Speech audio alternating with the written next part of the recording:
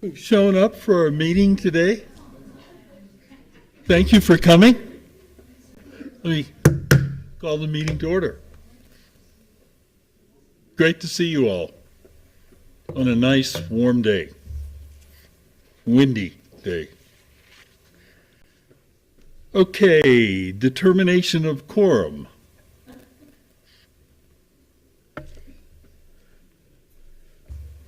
Do we have someone calling in? Pierre's on. Hi, Chair Gamble. Hello, Pierre. I think Jody's running late, and I don't know about the others. Linda's running late. So we should hear from Jody Jody. said she'd be a little late also. Yeah, I think she's up in Colorado.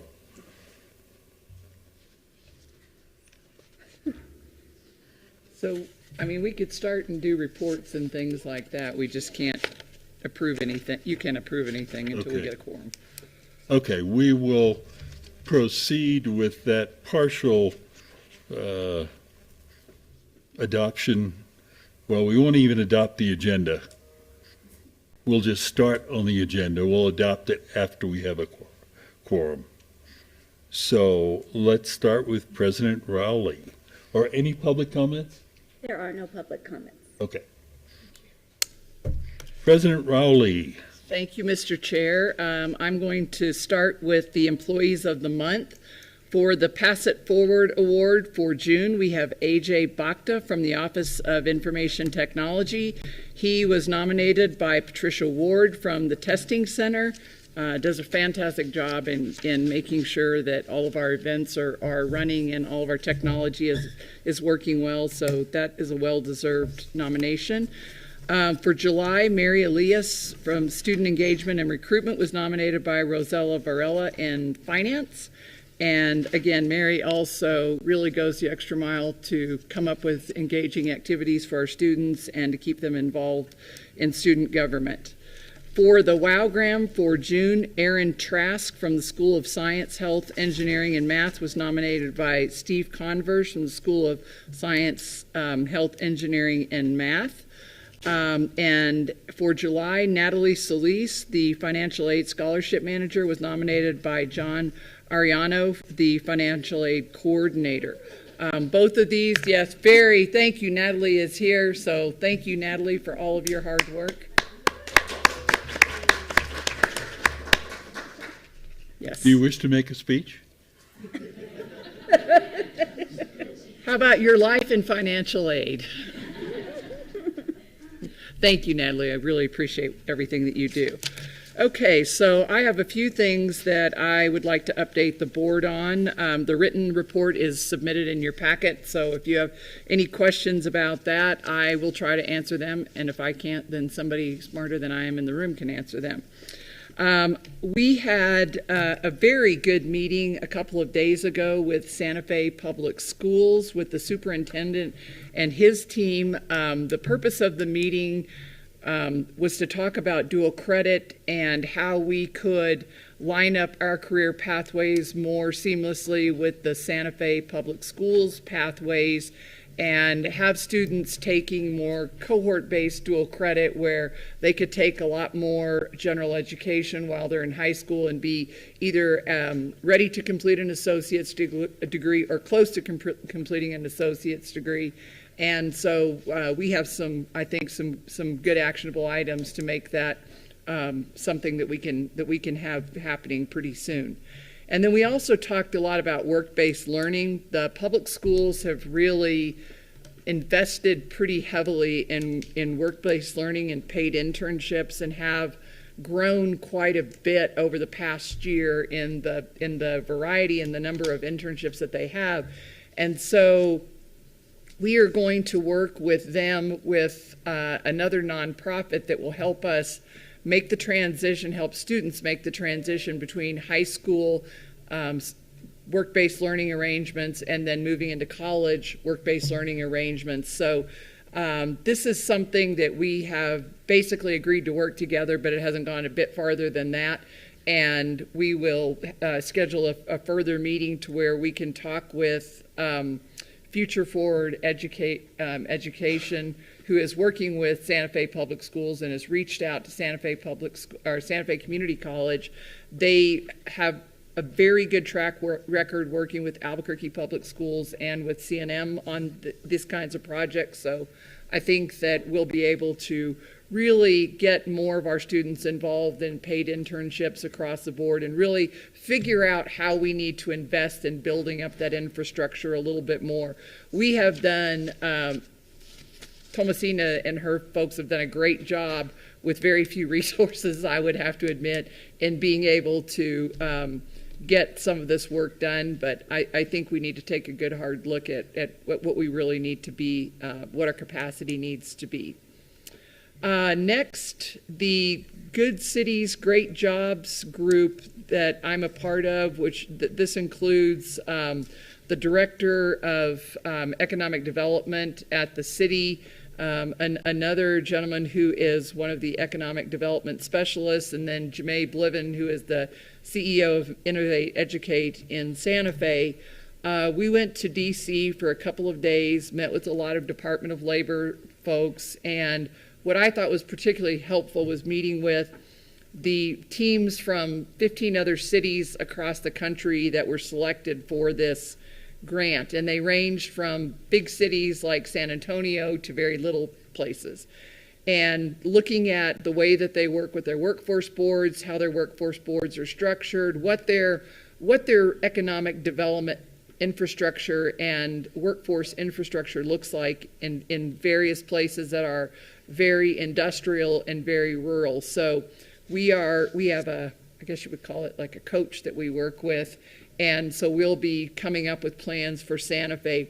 The first thing that we are doing, and I would think that anybody could come to it, I know some of you here have already said you would come, we're having a community meeting on September 14th at the Higher Education Center so that we can talk about the city's economic development plans. One of the big pieces of this is that the city has agreed to step forward and really be the leader and the convener for all of these groups. And I think that seems like a really obvious thing, but it's an important thing for all of us to say, you, City of Santa Fe, are the group that should be leading the charge here and bringing us all forward. And so they are willing and able to do that, and we are all supportive of them doing that. And so those of you who work in different workforce programs will be very involved. One of the first things, though, that we're really struggling with and we want to really deal with is the issue of childcare as it relates to economic development, and how it's such a problem for people who are trying to get into the workforce and stay in the workforce when you have issues with childcare.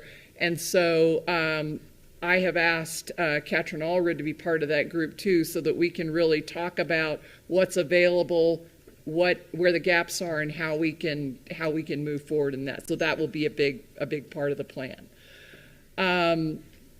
Chess has voted to lengthen the schedule for the student information system implementation. So what this will do is it'll add a year onto the project.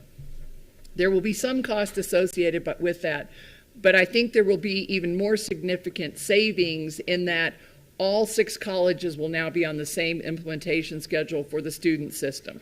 And I think that is something that we will gain a lot from. So instead of having 4 of us implement the student piece and then having the next 2 implement it starting a year later, we'll have the strength of all colleges on one schedule. And then also we will only be paying for 1 implementation team with Workday instead of the 2 that we would be paying for before. And that is a significant savings. Workday is still working on the contract, a change to the contract, which apparently is a way bigger deal than I knew. And we will have more detailed information about the schedule and everything as once that contract is done. They're not really going too far ahead until the actual contract has been changed. And apparently that's how these things work. We are also engaging in process work discussions, and we're really trying to figure out how this work should move forward. And so some of it happens with Workday. Santa Fe Community College has talked to our colleagues at CNM about a lot of this work and how we can work together so that we're not all doing these kinds of evaluations of our student services processes individually, and that we're doing this collectively, and so we can all benefit from what we learn in going through a lot of this work. So there are a few contractors that have kind of been working with us, but we're really looking at what the full engagement is going to look at. So I hope I can bring an update about that at our next meeting. Last week, Santa Fe Community College brought in a small team from a group called Interact out of Wisconsin, and they are a community college marketing and enrollment specialist firm. They only work with community colleges. They've been around for almost 30 years, and they've had a lot of big successes in really in helping colleges solve some of their enrollment problems. We did not bring them in for that. We brought them in response to a request from the faculty to study communication on our campus, to look at how we communicate internally, how we communicate externally, and Interact is a specialist in that realm. We found out pretty quickly so they came to campus. They were here with us for 3 days. They did a meeting with the faculty, a meeting with the staff, and then from the information in those groups, they selected some further breakout groups who met on the second day, and then we did like a larger wrap up with all of the teams on Wednesday. And so what we found, obviously, I think everybody would have predicted that communication is always an issue, but there are certainly things beyond communication that we need to work on, and sometimes those get lumped in with communication or not really separated out clearly enough to where we know what the real problem is.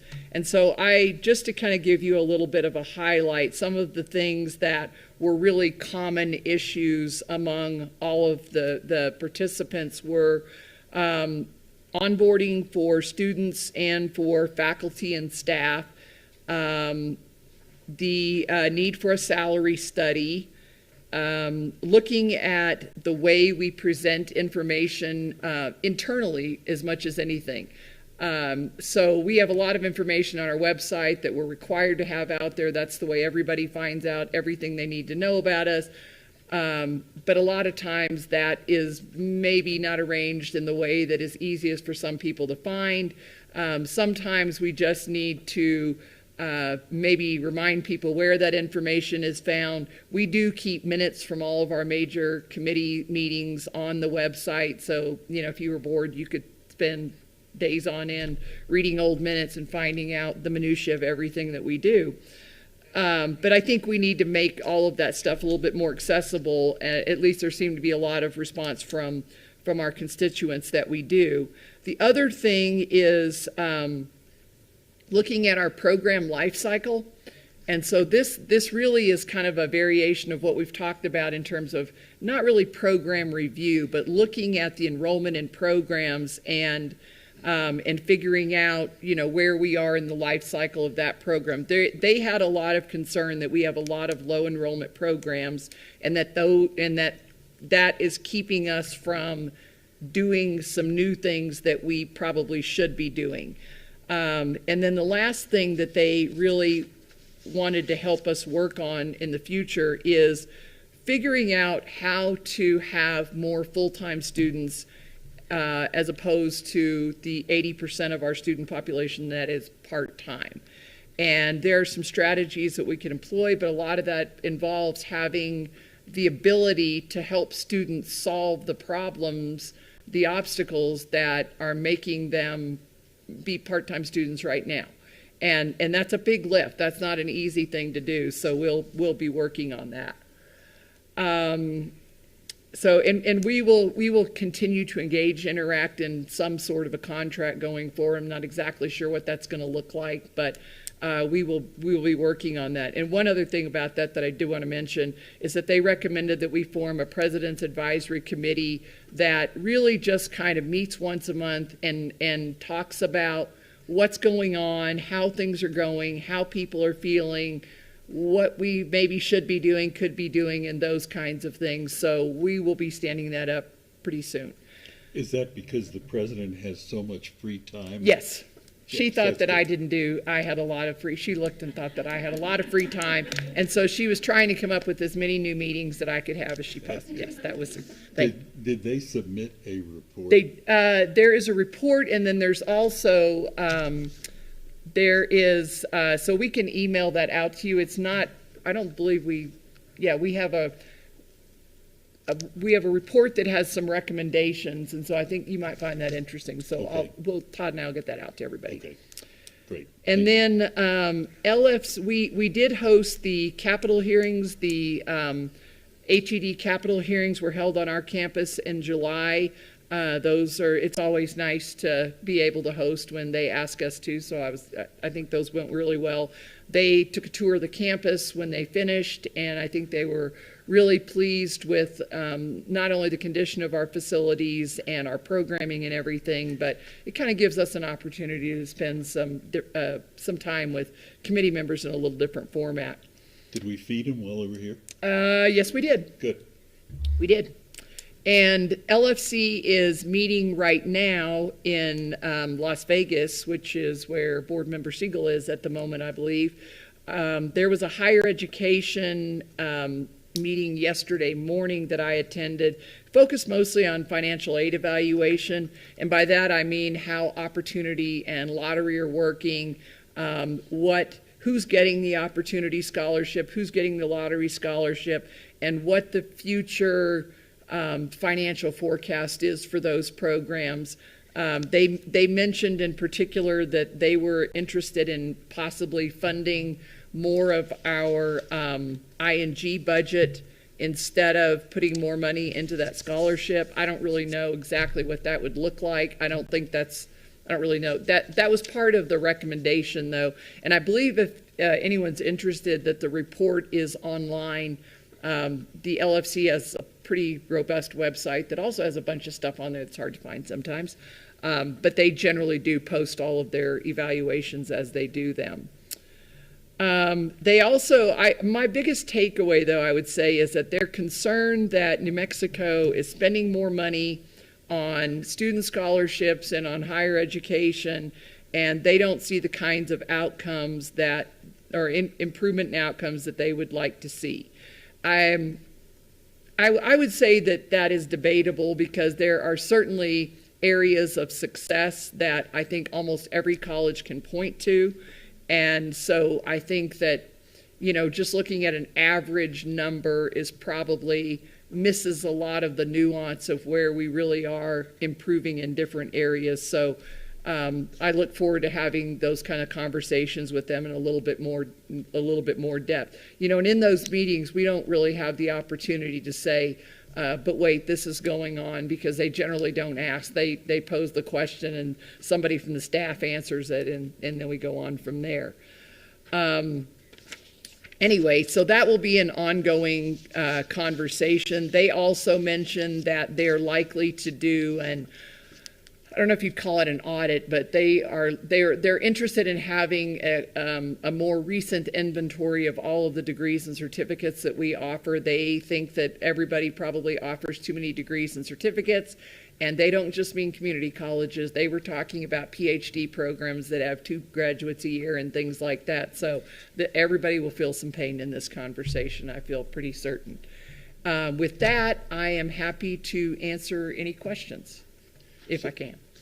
So on the one hand, they seem to be concerned about the range of degrees and certificates. On the other hand, they're concerned that we're not doing enough.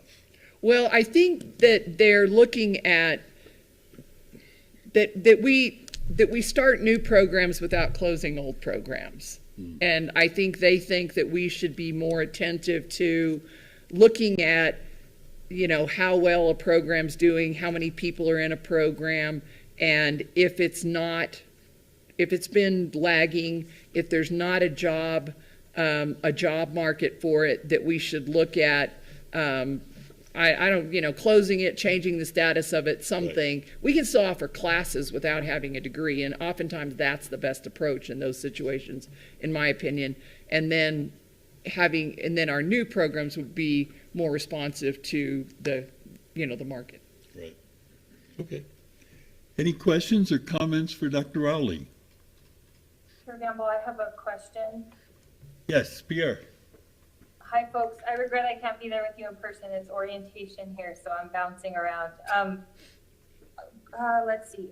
Chess. So you had mentioned that the length of the schedule is being lengthened, and this was voted on by Chess. So I'm just curious, how does that impact the original plan that the governing board approved? And what process do we need to go through to approve those changes on our end? Well, and then also the other thing would be budget implications. So you mentioned that, right, so lengthening the project may have some budget implications. It sounds like from your report that you think they're going to be savings. Is that information that you can provide to us, or is that coming at a later date? Board Member Quintana, Mr. Chair, yes, these are my guesses at this point. We have not actually received any kind of an adjusted budget from Workday yet, or a budget proposal, because you are correct. If this is going to have any kind of a significant impact on our budget, then yes, it could require the board to approve. Now, there may be enough just moving around of different parts from one part of the project to another to where there isn't any kind of significant overall fiscal change that would need to be approved. The schedule, I don't think, was ever approved by the board. It's the project itself and the overall scope of the project. So the way that this kind of came about, there was concern that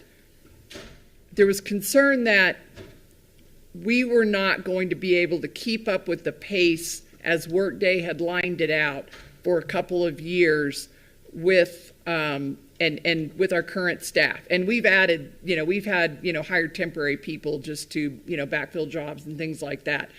And that is kind of an uneven situation, because some colleges are feeling the pinch from that a lot more than others are, depending upon their resources, I guess. We also we talked to 5 or 6 colleges that are implementing Workday Student in different stages of implementation of Workday Student. And so we talked to them about, we invited them to a meeting, and they presented to us about how that's been going. And every one of them has lengthened their schedule because they said it just worked better. And so, Workday presents this aggressive, you can get it done. And there were reasons why we did finance and ERP that way, but that was a brutal schedule. So because of the recommendation actually from Workday, the consultant that we have from Workday who works specifically on chess recommended that we slow down the schedule, and they just have their own corporate process where they have to adjust their contract, and so they don't exactly adjust the schedule until they've adjusted the contract. And so they're still working on the contracting piece on their part, and then that will trigger a change in the schedule.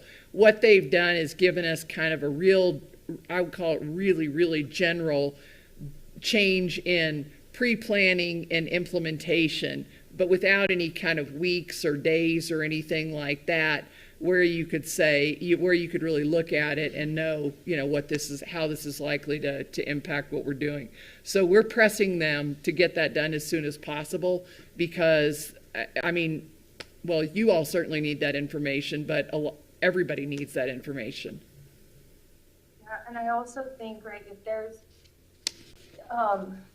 if they're not able to stick within the original contracted agreement, both for time and for budget, I think those would be things that we'd want to know sooner rather than later, like before we get to that point, and agree to lengthening the schedule and then find out later on that this is going to cost us more money. So I guess for me, it's more of on this front end, is there more information that we can be given as a board to understand the current state of the project in comparison to what we expected to have happened by this point in the project?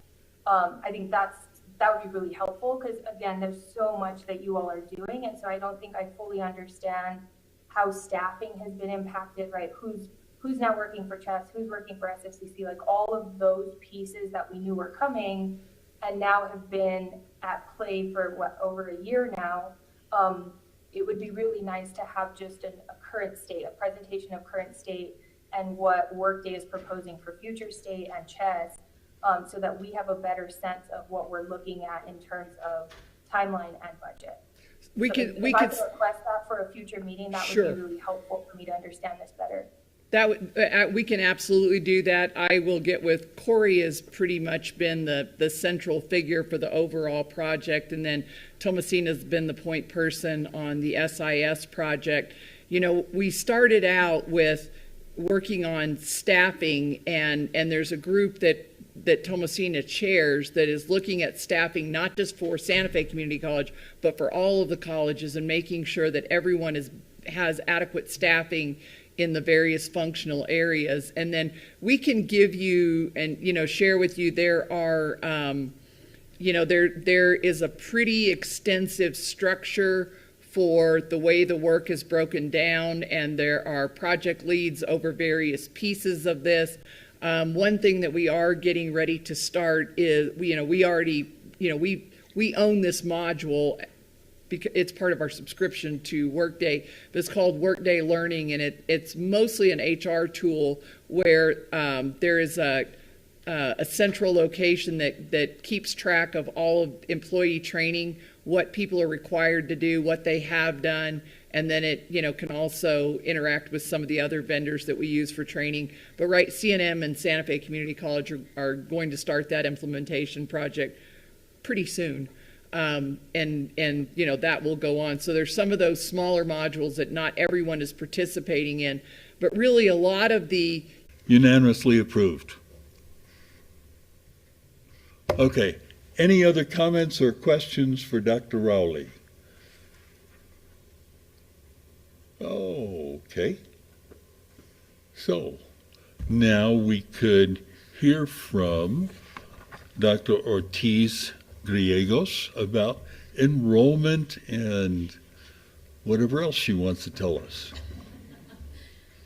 We need to be careful about Yeah. bringing up that. Just, Wonder what she'll choose. just the good news, please. Just, that's all we want to hear. It's always good news. Chair Gamble, President Rowley, members of the board, thank you so much for allowing me this opportunity to present good news to you all. I'd like to start off with just making sure that you all remember that our summer term ended with some really positive numbers. We were up on our head count by 14% and up on our student credit hours by 8%. Wow. That is fascinating for summer term.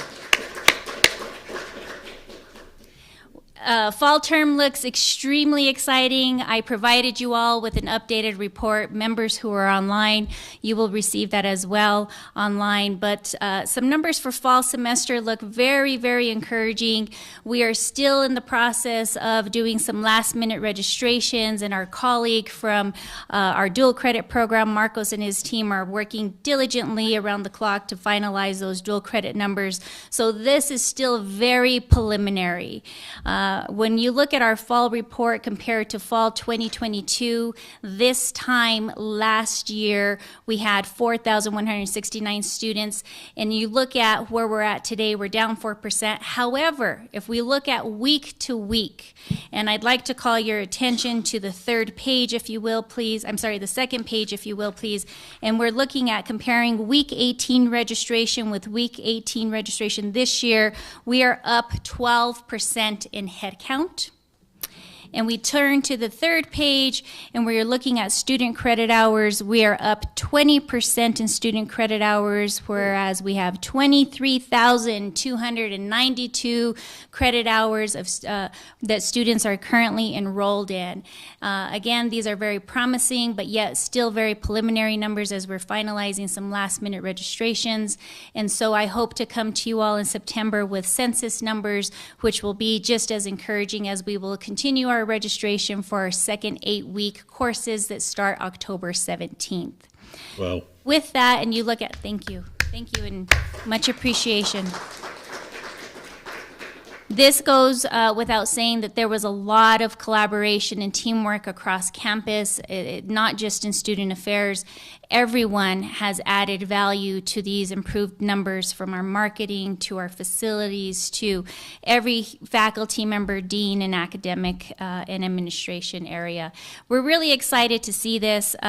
There's no true number right now with regards to a significant difference that we're seeing in any particular student type. Excuse me, but I will comment on our new student population continues to grow, as well as our out-of-state transfer students and our in-state transfer students.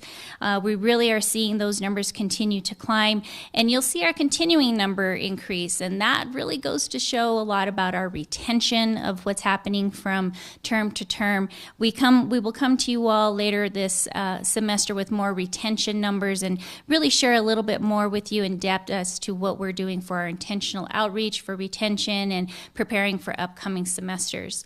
I really want to recognize everyone who's been working on these enrollment and recruitment and marketing efforts, because they're also working on Workday, as President Rowley mentioned a moment ago. And so when I hear Member Quintana talk a little bit about what is the impact, there is a significant impact. However, because we've had the support, been able to really manage and balance what that looks like. And the team is informed, and they have come together, not just our managers and directors, but all of the staff are very well informed as to what's happening. And so they've really chipped in and have really developed this synergy to be able to help us maintain what we're doing today, actually doing much better with numbers, as well as preparing for our Workday projects, doing a number of different trainings and what have you. So I really just want to recognize everyone's efforts in that as well. Good. And with that, Chair Gamble, I stand for any questions that Thank you or you very President much. Rowley or Thank the you board very may much. have. These numbers look great. These post-COVID period, who knows what's happening where in this climate change period? They look great. Question, other than numbers, other than head count and the demographics, what about the courses that students are choosing? Are there any particular changes, either up or down, as to what people are doing, online courses versus in-person courses? I appreciate that question, Chair Gamble, and I would like the opportunity to delve into that a little bit more for our next board meeting, because Okay. there is a lot of action that's happening right now. I think the courses that have been very popular in the past continue to remain popular. I feel like we have more students who are coming to campus. However, we have a lot of students and a large population who appreciate the online courses as well. So we're really looking at a solid balance between our online offerings and our in-person offerings. We Right. have a lot more activity on campus. It's not necessarily because they're going to class on campus. We have a lot of other activities and events that are happening, but you will see a lot more activity on campus and students who are just being more present. So next board meeting, if I may, Chair Gamble, we could definitely provide you with maybe any significant differences that we might see in programs or classes, but we want to learn a little bit more about our new students. We want to know what they're degree seeking in. We want to learn a little bit more about why they're interested in Santa Fe Community College, and we want to tap into that a little bit Right, more. right. What I will share with you, though, is that there is a little difference on this particular report that you all have, is that we're sharing a little bit more information with you regarding our FAFSA applications and our Pell eligible students.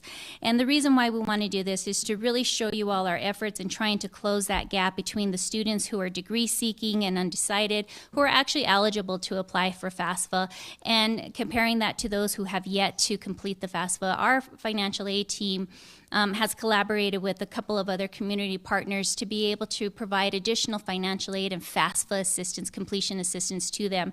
And so the report that you have with you shows a little bit of that and what that looks like. The darker shaded areas are the students who have actually applied for financial assistance. The PAL recipient area talks a lot more about the students who have actually received Pell Grant.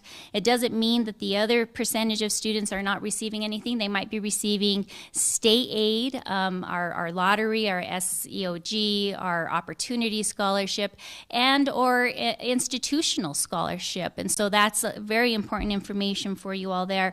And then you see that round about the 2,049 students, that 70%, that's the gap. And those are the students who we're really going to be targeting and really working with more intentionally to really try and help them understand the FAFSA application process and or our institutional financial aid form that they can complete if they are not a resident. And that's really important for us to really just try and help more students become more aware of the financial aid that is available. Great. That would be interesting. Any comments or questions for Dr. Gallegos? No? If not, board members? Hello, board members? Okay, I don't have any questions. okay, None from me, George. okay, good. Thank you very much.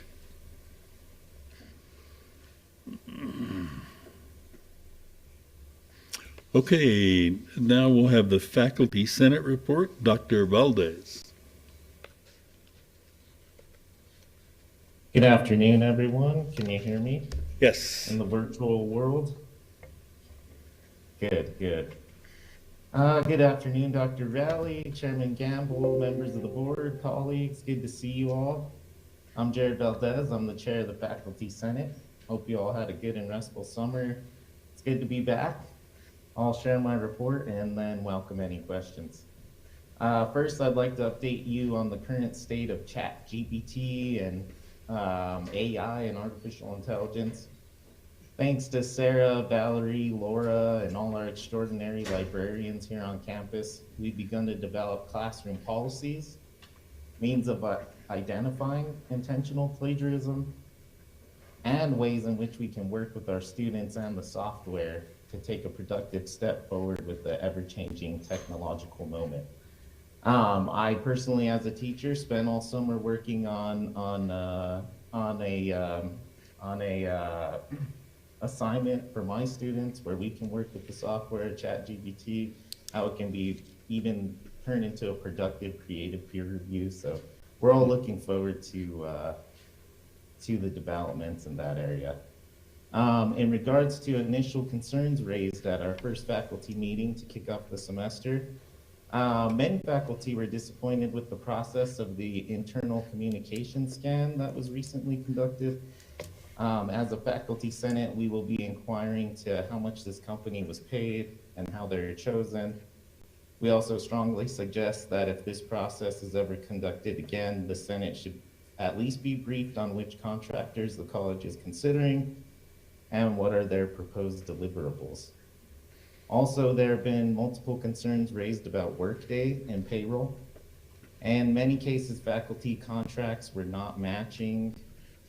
Others were not being paid the right amount. There were differing from the written contracts and the contracts on workday. And in one instance, a member of the faculty has been owed unpaid hours for almost a year now. So we hope those issues and technical concerns can be addressed and fixed.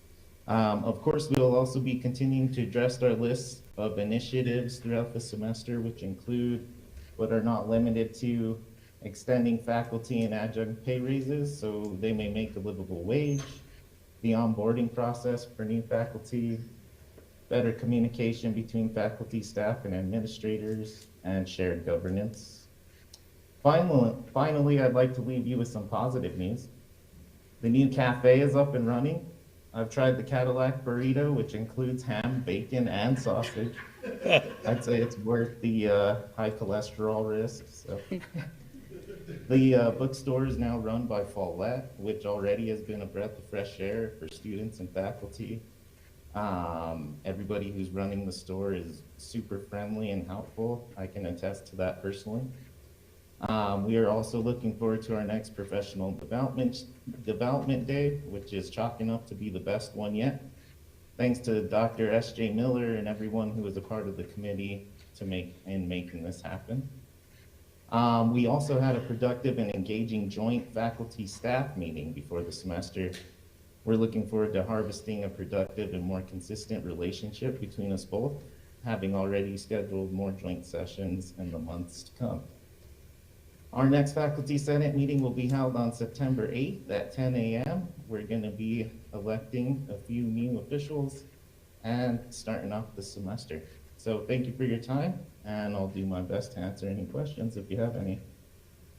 Okay, thank you very much. Comments or questions?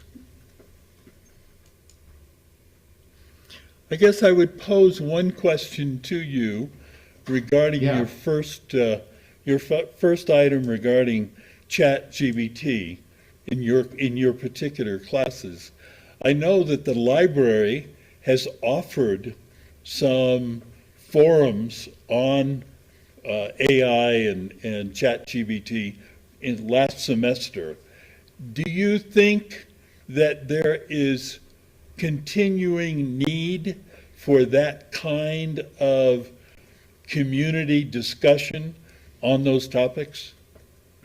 I think so, Chairman Gamble, because it is a sensitive subject, I think, with a lot of the faculty. Some have, a lot more concerns when it comes to students plagiarizing and the loss of creativity, and really in all subjects. So I think, and they're not wrong, right? Of course they're not wrong. There are concerns, we share them. And I think that given that this technology is so new, and now that the academic space is having to respond to it, I think this is a crucial pivotal time where we do have these discussions. Sarah and the librarians had another session with the faculty where they went over even more evolved technologies and prompts, etc. So I think it's good. And I can say on a personal note that my students, they bring it up right away, right? So I have to address it immediately. And of course, I'm more on the side of let's work together with it and let's grow and learn. And if you're here to plagiarize, well, that's not going to be good for you in any instance. So ultimately, I think it's been productive, and yeah, I can't wait to update you on the future of all this. Because Right. another thing too is that they're coming out with another version of ChatGPT, which is going to be even harder to identify. So I think it's even more crucial that we take a step forward, like I say, with the new era of technology, our new students, their generation, and how can we use this to still, harvest human knowledge and creativity. Right. Okay, good. Thank you very much. Any other comments, you. questions? If not, thank you kindly. Thank you, Chairman Gamble. Good to see you all. Nice We'll to see you. next time. Okay, Staff Senate report. And yes.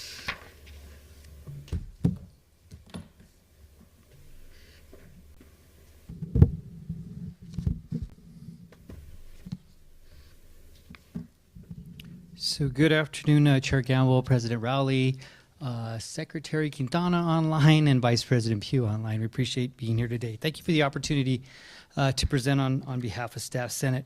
I first want to introduce to you our newly elected co-chair, Michelle Renteria, and I just wanted her to introduce herself so you get to know her. Good afternoon. Thank you for having me, and thank you, Robert. My name is Michelle Felicia Renteria. I am kind of new to Santa Fe Community College. It'll be 2 years next Friday. But actually, I've been in higher ed for over 20 years. I've been at NMSU, CNM, UNM. So I have a lot of experience, and I am very excited to be able to be part of the Staff Senate and to co-chair with Robert. Thank you. Great. Thank you very much, Michelle. So Staff Senate just recently had their elected their new officers, and Michelle was our new co-chair. These positions are 2-year terms. We also re-elected Laura Smith, who is our secretary, who does our meeting minutes for us. And then we also have our communications officer, Sabrina Calija, who is starting her 2nd year of her 2-year term. And of course, myself, Robert Gutierrez, I'm starting my 2nd year of my 2-year term. On updates as far as our last meeting was the Convocation Staff Senate meeting. The college has a lot of new staff members, and we were very excited to have a great turnout for our first Staff Senate meeting of this fall semester. Because of the numbers of new staff Senate our Staff Senate officers explain what Staff Senate is and how it functions. We hope that this trend of participation continues, as Staff Senate values all voices as it pertains to the well-being of all staff. So we're hoping to continue this great collaboration with all staff members. And then, as Dr. Valdez has stated, we did have our joint meeting with faculty and staff and Faculty Senate and Staff Senate. As he mentioned, the Senates meet twice yearly at Convocation, but it was proposed that we meet a 3rd time, and that has been scheduled for April. Some of the following issues that were shared from both on concerns from Faculty and Staff Senate were as follows: the need for an academic events calendar, needed evaluation of academic leadership, improved training and onboarding for new hires, addressing pay and compensation, and the need for meaningful professional development. A lot of these concerns that were brought on both sides of the Faculty and Staff Senate were also addressed during our Interact with what President Rowley mentioned earlier. So it was good that to see that these had come to fruition on both sides of faculty and staff, and they were addressed with Interact. And with that, Chair Gamble, President Rowley, members of the board, we stand for any questions. Okay. Thank you. Any comments or questions? Board members? Wherever you are? None for me, George.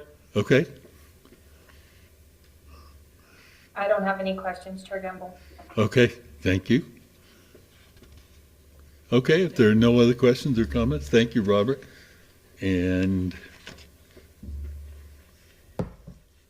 Michelle, thank you.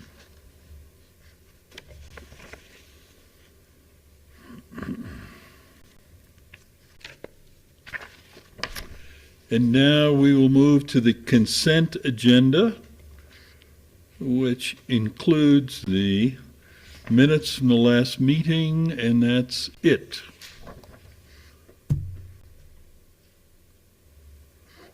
I move to approve the minutes from last meeting. Okay, thank you. Do I have a second? I second the motion. Okay, all those in favor indicate by saying aye. Aye. Aye. Aye. Unanimously approved, thank you.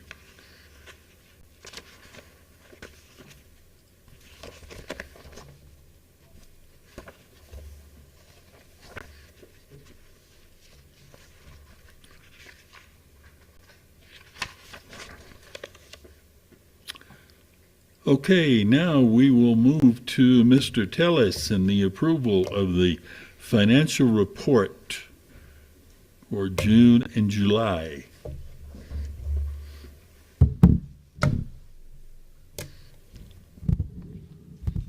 Good afternoon, Mr. Chair and board members and President Rowley. Before you, you have the financial reports for June and July. June is, as we all know, the end of our fiscal year for fiscal year 23. And so these are sort of the preliminary end of year numbers. We're still making adjustments that will be submitted to our auditors. Our auditors are currently, they've begun their process on all the tasks related to doing the FY23 audit. So with that, reading from the management discussion and analysis as of June 30th, at the end of June, we had an operating bank account balance of 46 million. That's compared to 37 million in the prior year. That's a cash increase of $9 million. Tuition and fee revenue increased 2%, totaling 5.9 million, almost $6 million. And that's an increase of 119,000 over the year. State appropriation revenue was 13 million and has increased 12%, and that's an increase of 1.4 million over the year. If you look at local mill levy revenue, that increased by 1.7 million and totaled 23.5 at the end of June. Other revenues increased by 302,000 and totaled 612,000 at the end of June. And that's compared to a total amount of 310,000 in the prior June. That's a very large increase there for other revenues. And again, that's attributed to better interest rate earnings on our bank account on the balance. That's generating more cash to the college. So that's really a positive thing there. ING revenues increased in total by 3.5 million. And that's an increase of 9%, totaling $43 million for ING. On the expense side, ING increased 4% and increased by 1.2 million and totaled about $32.2 million there. If you look at ING compensation, that was up 13% and up $3 million, totaling 26.1 million in compensation expenses. Supplies, expense, equipment, utilities were 6.1 million. It's down 1.8 million and 23%. But that number there and the decrease is really related to the chargeback for internal services that hadn't been finalized at the time of running the reports. So the expenses will definitely increase in that area as we prepare for our audited financials. So with that, are there any questions on MD&A? I can run through the detailed report pretty quickly. Any questions or comments on the summary? I have a quick question, Nick. On the, let's see, you were talking about revenue, and that's related to the interest on our bank account. Did we make a change that I'm not remembering, or are the interest rates just better? We got into Mr. Chair and Board Member Quintana, we entered into a new program with our bank, and it's a program that's kind of been a result of, as we all know, interest rates in the financial markets have been going up. So they had a program that would allow us to use our cash balance that just sits in our bank, and they apply it into this program, and it generates a bit, I think, over 4%. And so it was a fairly new thing. We met with our bank, with Century Bank, and asked them, like, with all these interest rates increasing, is there anything that would be positive for us? And they had this program. So it's really a really nice thing because we do generate that, a little bit over right around 4%. And prior to that, bank balances just had been generating hardly anything at all. So It's just really good for the college, and it generates new investment earnings on that. Right. Yeah. Well, kudos to you all for making, or for having those conversations. It's always nice when you see something like this, so thank you. Yeah. And it's a very, there's always risk, but very low risk to be entered into that type of an investment earnings service that the bank provides. Okay, if no further questions, go ahead, Nick, continue. Okay, so if we want to just run through the detail of the financial report. Let me pull that up here. So if you look, if you could turn to the cash and bank slide. Yeah, keep going. Keep on going, keep going. There we go. This is the one. So pointing to this cash and bank slide. So the reason why we're generating so much interest earnings is because of that $45.6 million in our operating account. So even Sorry, Nick, is there a way for Mason or Audrey to share the screen?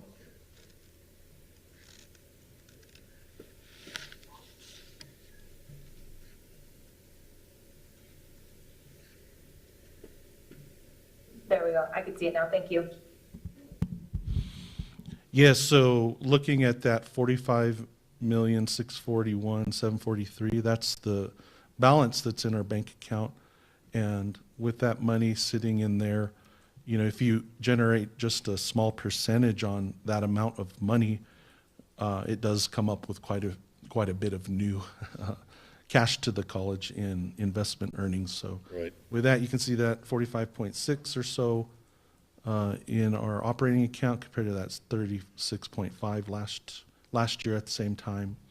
We still have the NMFA bonds. It's a reserved account of 315, almost 316,000, and that's required to have in place as we have the NMFA bonds outstanding for the investment grade audit, energy performance contract, and microgrid project that we're working on. And then you see that we have the NMFA bond proceeds, $2.3 million there. That project is starting to move along a little bit quicker. Again, that one was delayed for 2 years, maybe a little bit more, due to some difficulty with P&M and connecting to the larger power grid. And then our Bank of Albuquerque, that's a separate bank account that has $2.2 million. That's restricted dollars for paying back our outstanding debt. So our local bonds and some educational technology notes. Any questions on cash? Questions, comments? Hearing none? Chair Gamble, Yes. this is Vice Chair Jody. Nick, just quick question. I want you to show me that 10 million, which you said you would do every board meeting. Okay, I definitely will. We're going to keep track of that. Yep, that's a good thing to do. Definitely keep track of that. It's in the plant fund, so it'll be in an upcoming slide here. But looking at the next page, here's the detail on the ING fund, instruction in general. And this is where you see that we have almost 43 million in actuals, actual revenues received in the different categories of tuition and fees, state appropriation, local appropriation, and other. And then on the expense side, you can see that there's that number for 32.2 million in expenses for the year, and broken down by each different exhibit. At the very bottom, you see the compensation detail salaries and wages of 19.7 million, and then adding benefits of 6.4 million totals that $26.1 million of compensation through June, and then supplies, equipment, utilities, totaling up to be 5.2 million, and total expenditures are 32.2 at the end of the year. Moving on to the next page is public service. Everything looks good in public service at the end of the year. The main thing we look at is Kids Campus. They had revenues of about 1.1 million and expenditures of $976,954. So that's a carry forward balance of $145,758, which will carry to the upcoming year. And so, yes, they did good there. That's exactly what we want to see in Kids Campus. And with the conference center, we had $279,471 in revenue, expenditures of $69,638, and the balance there of $209,833. So all in all, public service looked good at the end of the year. Any questions on public service? The carry forward balances from Firstborn, for example, and from Kids Campus, is that simply, exactly what is that? That's going to be remaining in that area of their budget for the next fiscal year. Some of these things get swept back into the general fund to ING, and those things don't carry forward, but those two areas of this fund do, as well as the New Mexico Small Business Development Center. Any balance in there carries forward and is available to them in the upcoming year. So that's this current year we're in. So that just makes sure that those funds stay on that line item. Correct, yeah. They don't get swept and put back Right. into the Okay. general fund.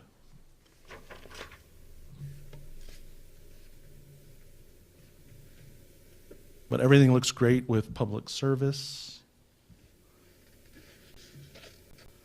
Auxiliary on the next page came in about even with the auxiliaries. We thought that originally we would have to just transfer. So in our early on in budgeting, we believed that we would have to transfer about $100,000 to support the newly operating bookstore, and that was not the case. We actually ended up bringing in revenue of $117,000.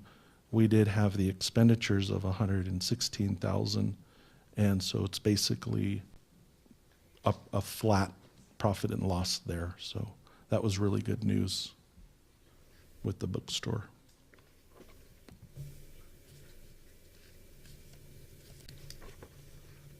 Okay, next slide is the plant funds. This one's really tedious, probably makes people want to scream and run away, but the accounting for the plant fund is quite involved. If you break it down, it's just those columns to the left of the center of the page, starting with revenue bonds, ETNs are educational technology notes. The next column over is New Mexico Department of Information Technology funds. And then we have our local general obligation bonds and state bonds. And those are the columns that are those areas that are restricted for a certain purpose. And as President Rowley was mentioning earlier, we do have funds that we already received from the New Mexico DO-IT. That's the Department of Information Technology. And those are some funds that we had in place. There is an appropriation that was approved in the most recent legislative session. And I know that I had some communication from New Mexico HED on them allocating that to the colleges for the shared services project. So the check is in the mail on that one. I'm not exactly sure how much we're getting, but it was a pretty large appropriation for the chess participating colleges. And so that's that. The really important columns here are the orange colored columns titled institutional. So these are like institutional funds that are set aside for, number one, the policy requirement to have cash reserved, and that is that column there titled institutional monies, actual FYTD allocated and in parentheses policy. And so we had a beginning balance of the 12,671,183, and that's the policy cash that we have to have in place. The column to the left of that one is institutional monies, and these are monies that we are holding in place for the multi-year budget that we put into place that needs to have the ability to have some reserve cash support for keeping our budget balanced in the next upcoming few years. You know, that was done with 8% pay increase for the college, where we had one-time cash money that we're extending over several years so that we could make that happen for last fiscal year. And so that's that column there, and the beginning balance was $7,350,479, and we'll have a transfer at the end of the year of June 30th, 2023 of $3,324,789, and so we'll have $10,675,268 in that column there for the purposes of maintaining our budget and having a balanced budget for the next 4 to 5 years. So those are the two main reserved areas, and I hope that answers your question, Member Pugh. Member Pugh, does that? Nick. Thank you, Chair. Nick, so was that 10 million in June, and we transferred out 2.7 for other things? How does that work? Do you see 2.7? No, we have a... No, I see 7.3, not 10. Yeah, 7.3 is the beginning balance, and then we're transferring into this plant fund. So it's coming from ING into the plant fund of 3.3 million. So the 7.3 plus 3.3 is that 10.6. Correct. So, but wasn't it 10 in June, or am I misremembering that? Was it a hypothetical 10 million? Yes, this is the June report. So are you talking about May? Sorry. Yes, I stand corrected. Sorry. Yeah, I don't think we had. I'm pretty sure we didn't add in this transfer in May.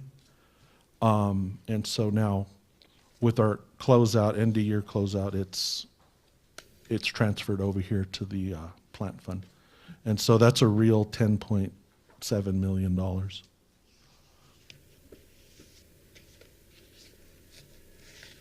Okay. All right. Thank you. Yeah. So you should see that number staying pretty consistent on that. And then there's a couple of columns over for institutionally designated projects, and the institutional technology advisory committee and student tech fee. And that's where we keep track of those dollars when students pay for the tech fee with their tuition fees. It gets accounted for in that column there. And you'll see that there was a beginning balance of about $819,000, expenses of $199,920, and then we'll have some transfers in of $526,555, bringing us to a ending balance for tech projects of $1,146,588.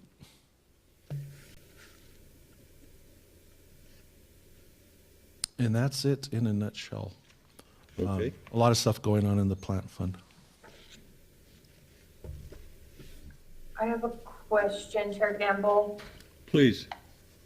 So Nick, now that we have food services again, so in the past that used to come out of our budget, well, it all comes out of our budget, but I think what I'm trying to understand is where can we expect to see those expenses in this report? Those will hit, Mr. Chair and board member, those will hit in the auxiliary fund as a line item for right next to the bookstore. We'll have revenues to the college from food services, but we'll also have expenses because the food services is going to charge us. They're going to capture all the revenue, send that to us, but then there's also a fee for running the program that they will charge to us, so you'll see that in here. And then with the bookstore on certain items, the items that are, actually no, on any sales, we'll be getting I think it's right around 3% up to a certain level that the bookstore generates, and then that percentage will go up if they go like beyond $750,000 in revenue. Then the college will be getting about 6% on that. But for the most part, I think that we'll be seeing 2% in a sort of a profit sharing, or 3% with a profit sharing with the bookstore, and you'll see that we're putting things in place currently to have those invoices, come into our system and be tracked and all of that. And so we'll be generating some revenue from the bookstore as well as food service. You'll see it in And auxiliary. do you have a projection on the revenue we're expecting from food services? It's going to be, Mr. Chair and board member, we're going to have some experience to kind of figure that out. The food services currently, they're starting out pretty slow and on a small scaled back kind of process because they're having a hard time finding people to staff up their operations. It's been very challenging for them. I think there's currently the director and 4 employees to run the coffee shop and food service operation. So it's that's really skeleton. It's beyond skeleton crew at this point. So they're rushing to staff up, and because of that, with the slow startup, it's going to be hard to tell and to pinpoint how much revenue we're going to be looking at off of that. But we're going to make sure that we stay within the revenues. So expenses and the revenues at minimum will be balanced out, and maybe small percentage come into the college just to keep things going. For staffing, right, so is it the case now that you're really staffing like meal times, right? So like breakfast, lunch, or how is this working? And is that part of the experience, or are the people we're working with and the college looking to have this food service available all day, every day? Yes, I think that we've been in conversations with Genuine Foods and have let them know the importance of being available to students for sure. And so the time, we have students on campus late at night, so we'll have to figure out what is going to be feasible for keeping the operation open. But 7 p.m. I think is reasonable opening at 8 to 7 for students, and having some things available for students to eat while they're on campus is really what I'm looking at.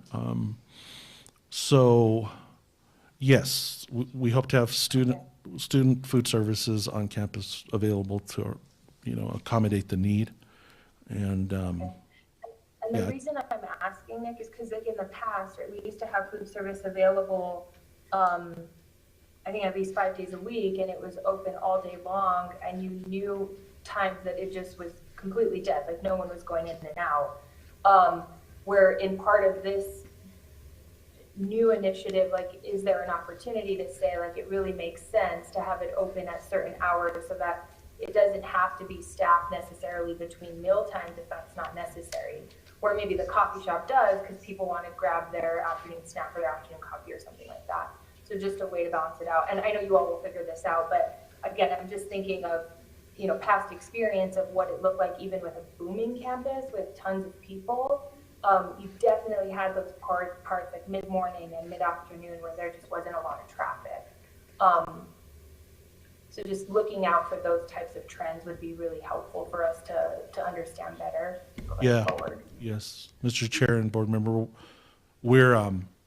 they're going to take a very close look at the hours that generate most traffic to make sure that we accommodate the need. And it might be a bit of a balancing act because you're right, we did keep the food services open late with hardly any traffic. It's important to remember, though, that the employees with Genuine they're Genuine Foods employees. They're no longer our employee. And so, they'll be managing all of those resources as we try to figure all of this out. The main thing we wanted to do was to make sure that we had food services in place for the master's program as they started out on campus. That was critical. And that seems to be working pretty well. And then the coffee shop, to have that open and available for, just the folks that are on campus and need to get lunch. This might be a question for offline. I don't know if it's appropriate here, but just with the high school, right? Is TMP a publicly chartered school, and do they have like lunch being provided by the state? Is there funding for that, and how does that impact? And again, you don't have to go into that detail here, but I would like to understand how that works as well. Yes, Mr. Chair, they do. The state does provide them meals for the students, and so that's why it works out really well for them to be purchasing their lunch and organizing that with our local food services, so that those needs can be accommodated on campus. So yes, they do get funding, and that's part of the whole importance of having on-campus food services, in particular for them. Great. Well, thank you. I'm excited to try it out. Everybody go try it. Thank you, Pierre. Nick, back to you. I think that takes care of it, unless there are any other questions, Mr. Chair. Okay. Any other comments or questions for Nick about our dollars? That's on June. If I can just go through July real quick, Okay. July is such a tricky month, Mr. Chair and board members and President Rowley. There's just not a lot of data that and we're in transition between 2 fiscal years. So there's just not a lot of trending to gather from the July report. So I'll just really quickly go over the highlights. And Okay. operating bank account cash balance was $40.5 million in July, and that's compared to $29 million, and that is a year-to-year cash increase of $11 million in our operating account. Tuition and fees revenue is showing that it increased by 43%, totaling 12.7, but that's just a timing thing of I believe, tuition and fees when we book tuition and fees in the prior year. So that will definitely come down. And then total ING revenues increased by 192,000 when you compare July to July. That's 8%, but you know, that's a beginning number. There's not a lot of trending to that yet. For expenses over the year increased 58%, totaling 1.2 million of an increase, and that's a total of $3.2 million in expenses at the end of July. And the compensation was up 56%. That's kind of a very high number, but it's just the timing of the July report. And it was up 1 million for a total of 2.8 million. Supplies, expenses, equipment, utilities were up 383,000, and that's up $58,000, 77%. But again, it's the timing of when things are being booked and accounted for in two years that are in transition. So with that, that's it. I don't know if you have any questions on the July report, but everything looks according to plan there. Comments, questions, board members? None for me. Thank you, Nick. Okay. None for me. Thanks, Nick. Anyone else? Comments, questions? Okay, Need a vote on that? that's it? We'll need a We vote, need a vote. approval. Okay, could I have a motion to approve? So moved. Second? Second, Approval? I second it. Okay. And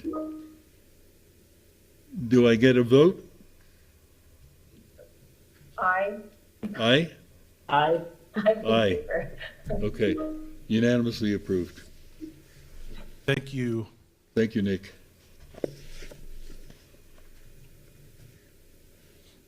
I think we're going to skip over B and C, correct?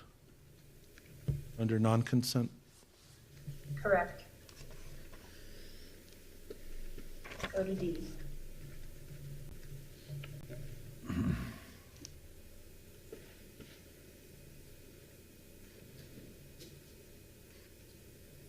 Yeah, so now the roof care, roof issue. Yes, Mr. Chairman, board members, President Rowley, it feels like we've brought this to you about 10 times already, but this is the contract with Roof Care that the board has approved, the project and the HED forms, and I think you may have even approved reauthorization that we had. This is the project that I think that Senator Rodriguez was interested in. And this is the reauthorization of some prior funds that we had and we were unable to use because we had completed all the work on prior roofs. And so ultimately, this is the contract with Roof Care for the renovation of roof J, which desperately needs to be repaired. With that, I'll turn it over to Andrea Mueller here. Good afternoon, Chair Gamble, President Rowley, members of the board. The total contract price is $342,612.22. That includes an add alternate to add a special flex coat coating to some of the parapet walls to support the cracks and things that exist there on the parapet stucco. We've used this flex coating on one of our penthouse roofs, and it's amazing. It's an amazing product and keeps everything really weather tight. So that's one of the things we're doing with this project. The base bid was $316,517, And Roof Care has, we put this out to an RFQ process, and Roof Care won the award from SFCC. What else can I tell you about it? It's going to cover all of the Roof J area, which exists over the 500s wing and the East Wing Eatery area. It's in desperate need. The warranty ran out about 1.5 years ago on that roof. It's an existing EPDM roof that is a black color, so it's failing in so many different places. So the new coating will be our GAF hydrostop system, and it's a white coating, which is really amazing for both energy savings because it keeps the roof cool in the summertime, and it also can be recoated, and it has about a 15-year lifespan warranty. So the nice thing about this product is you can just continue to reapply it after the warranty is up. And then Roof Care has been an amazing resource for us for all of our other roofs that we've completed on campus with them. They're really good at coming back and helping us with any warranty issues. So we're excited to work with them again. And I'll stand for questions.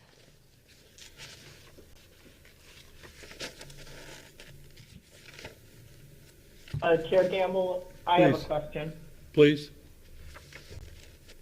Yeah, Nick, I just wanted to reaffirm that this is the roof that we discussed previously, and that no equipment on top of the roof will be removed or moved, right? This was just going to be a membrane around all the existing equipment, correct?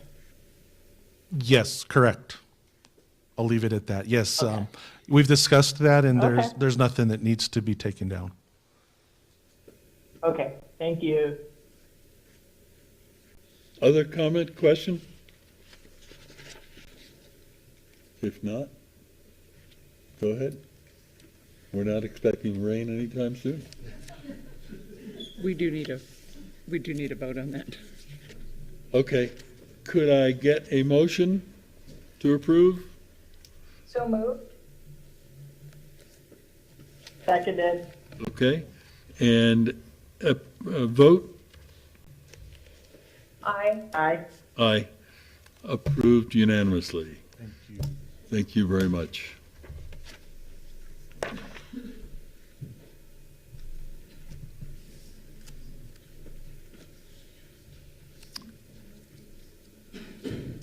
Miss Mulry.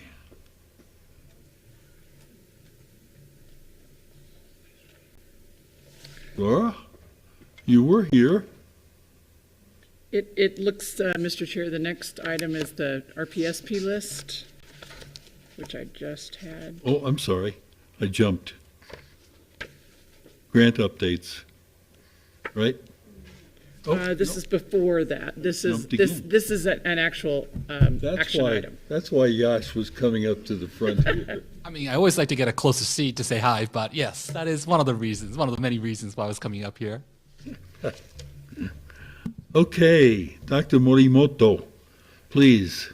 Well, before I begin, I think I have my colleague Laura White, who is on the remote to present this information. And then this is our usual RPSP updates to the governing board. We do need an approval of the governing board for us to move forward and request this funding from the New Mexico Higher Education Department. And I am so excited to share that there's a lot of people in the audience who can answer questions for each of these projects, both in person and also online. So Laura, go ahead and take it away. Thank you. Good afternoon, Chair Gamble, members of the board, President Rowley. Yash is always there to catch me if for some reason I can't be here when it's time to present. We have most of the applications this year for the RPSP are the same. We have SBDC, Nursing Education Expansion, Firstborn, the radio station is new, KSFR Educational Public Radio, and our Teacher Education Expansion. The Small Business Development Center is requesting $4,491,800, And they pointed out to me this is the same amount that they requested for FY24, so that was good news. During the last fiscal year 23, they held 56 training events. They helped small businesses obtain 392 loans and equity investments with that phenomenal total of $40 million, almost $41 million. They assisted over almost 3,300 business entities with accessing financial assistance and to maintain their operations. And they created or saved almost 3,000 jobs in the state of New Mexico. So I'm saying a little shout out to them. They're doing a great job, and I'm glad to see that, they managed to put their money to such good use over there. The next one that we have Laura, could I is ask? the nursing. Could I I'm ask, sorry? Yeah, could I ask a question about small business development? Now, I mean, that all sounds wonderful. Why is it that the community college is giving them money rather than the state? Becky, do you want to? Sure, Mr. Chair. So this grant, Santa Fe Community College administers the grant for the Small Business Development Center grant for the state of New Mexico. So there are 22 centers, 19 centers around the state at community colleges. And so we asked from the higher education department for this, essentially a block grant, and then Russell and his team administer that grant. It's divvied out amongst the other community colleges that host small business development centers. So that looks like a large amount of money. We have to clarify that that money is not just going straight to us. The only money that stays here is for the Santa Fe SBD Center itself, and then Russell has a small staff to administer the grant, and they work with all of the other centers around the state. But it's done, it is administered through the HED, has a community college has administered it. Santa Fe Community College, I think, has had it for 20 years. So the community college is just viewed as an appropriate place for a small business development. Yes, so center. they're located on our campuses, Right. and in most cases, or I think there've been a couple over time that have been somewhere, in the community, but we like for them to be on the campus if possible. There's an arrangement where we don't charge them rent. They pay for their own staff. They have their own, grant money to buy their equipment and furnishings and all that kind of stuff. And then they, and the idea too is that they're connected to programming on the college campus, and that was my next question. yeah, so that they're not really working in isolation from the college and the college programming, and there's a synergy between them. The Santa Fe SBDC is actually housed at the Higher Education Center, and then the Russell's office is they have space on our campus, and then they're out and about visiting other centers, so a lot of their time. Okay, thank you. Okay, Laura, sorry, go ahead. That's okay. Questions are always welcome. And I'm glad there was somebody in the room that could answer that so efficiently for you. Nursing education expansion is a repeat on the RPSP. They are asking for almost $500,000 during the previous fiscal year of 2023. They participated in the New Mexico Nursing Education Consortium.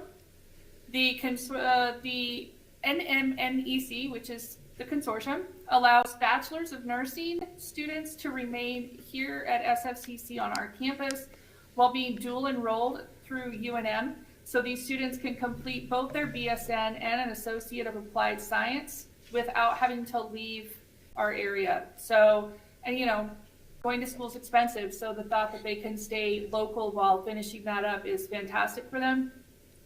They also work to increase the number of bachelors in northern New Mexico, and they supported a pipeline for high school students into nursing at the licensed practical nurse level, which is the LPN level. Our firstborn model office, the Institute for Innovative Family Programs, they were on this as well last year. This year, they are asking for $435,000. During the previous fiscal year, they had several also things they wanted to talk about. They supported all of the firstborn home visiting programs currently appearing in 11 New Mexico counties, 4 northern pueblos, as well as a program for at-risk youth and young adult parents in Duluth, Minnesota. They provided a quality, accessible, and affordable training to early childhood professionals across the state via the Institute for Innovative Family Programs. Also during fiscal year 23 and the early part of this fiscal year, the program expanded into 2 new programs, adding a total of 170 additional slots for families for their children to be able to come and them to do the home visit. The fiscal year 24 training is set to include in-person and online for the student parents, infant and toddler teachers, and other early childhood professionals. And this RPSP funding is one of the ways that, that we help ensure the trainings are offered at no cost to the participants. Some of them are offered stipends for trainees and provide childcare so the trainings are accessible to the target population. And can you explain the Minnesota connection? I'm going to field that to either Tekla or Katrin to answer that question for you because I am not sure, honestly. I can answer that, Mr. Chair, board members, and President Rowley. There is an executive director at a small organization in Duluth, Minnesota, who lived in Gallup for many years. And when he moved back to Minnesota and became the executive director, he knew he wanted to bring firstborn because he had heard so many good things about it in the Gallup area.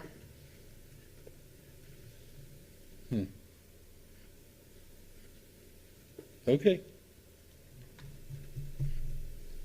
Yep, we can move to the next slide.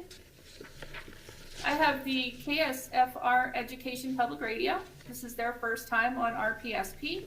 We're requesting almost $426,000. KSFR is licensed to SFCC and is the only public radio station licensed to serve northern New Mexico. They've been broadcasting since 1991, and currently 80% of their stuff, the educational content, public programs, news, and music content, is curated and produced locally by volunteer community members.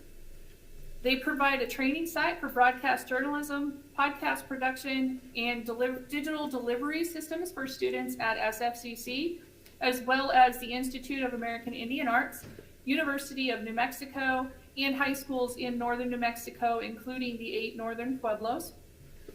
Station funding was deeply affected, with more than a third of its revenues lost when supporting businesses and organizations closed or drastically reduced their marketing funds due to the economic effects of COVID. This is one of the many places where COVID had an outstanding impact, right? And not in a good way. So they are searching new avenues now to replace some of that funding, and we're hoping that the RPSP will be a good route for them.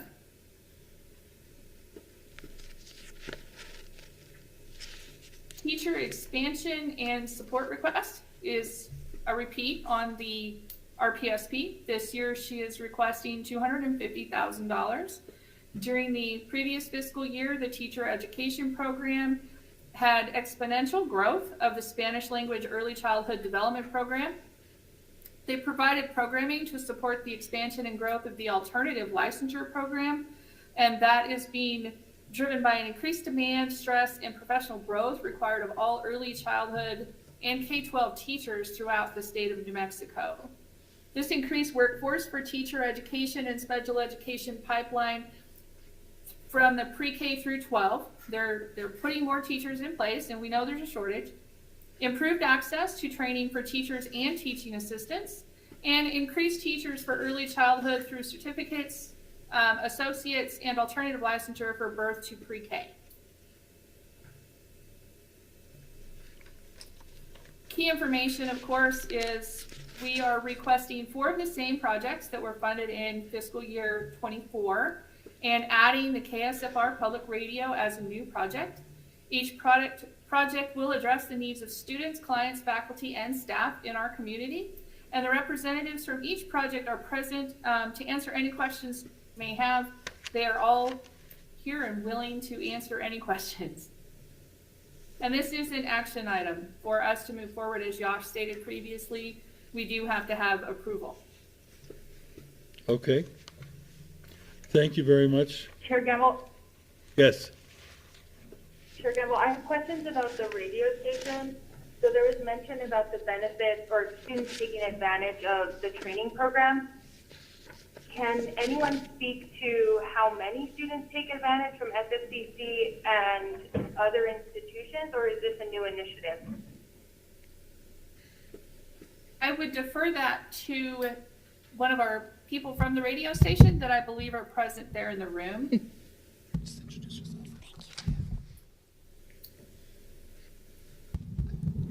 Hi, I'm Tospa McCullough, General Manager for KSFR.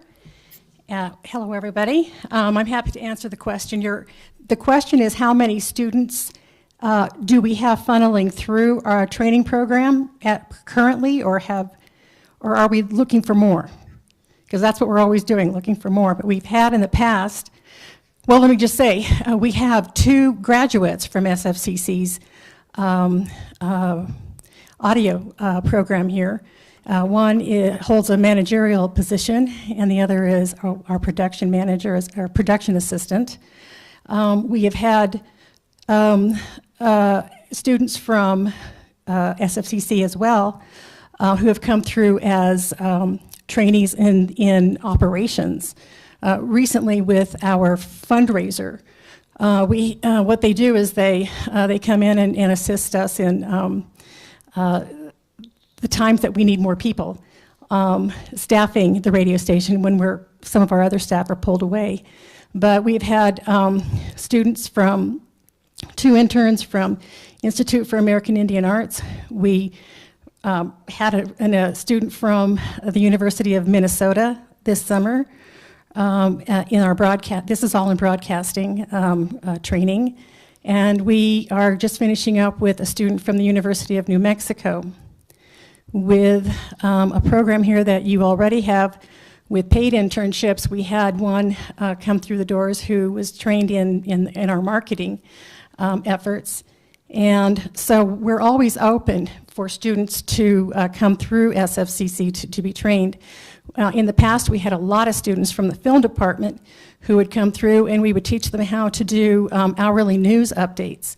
So it was really convenient for them once they got out of class. They could slip over to the KSFR studios and help provide us with our news, hourly news updates.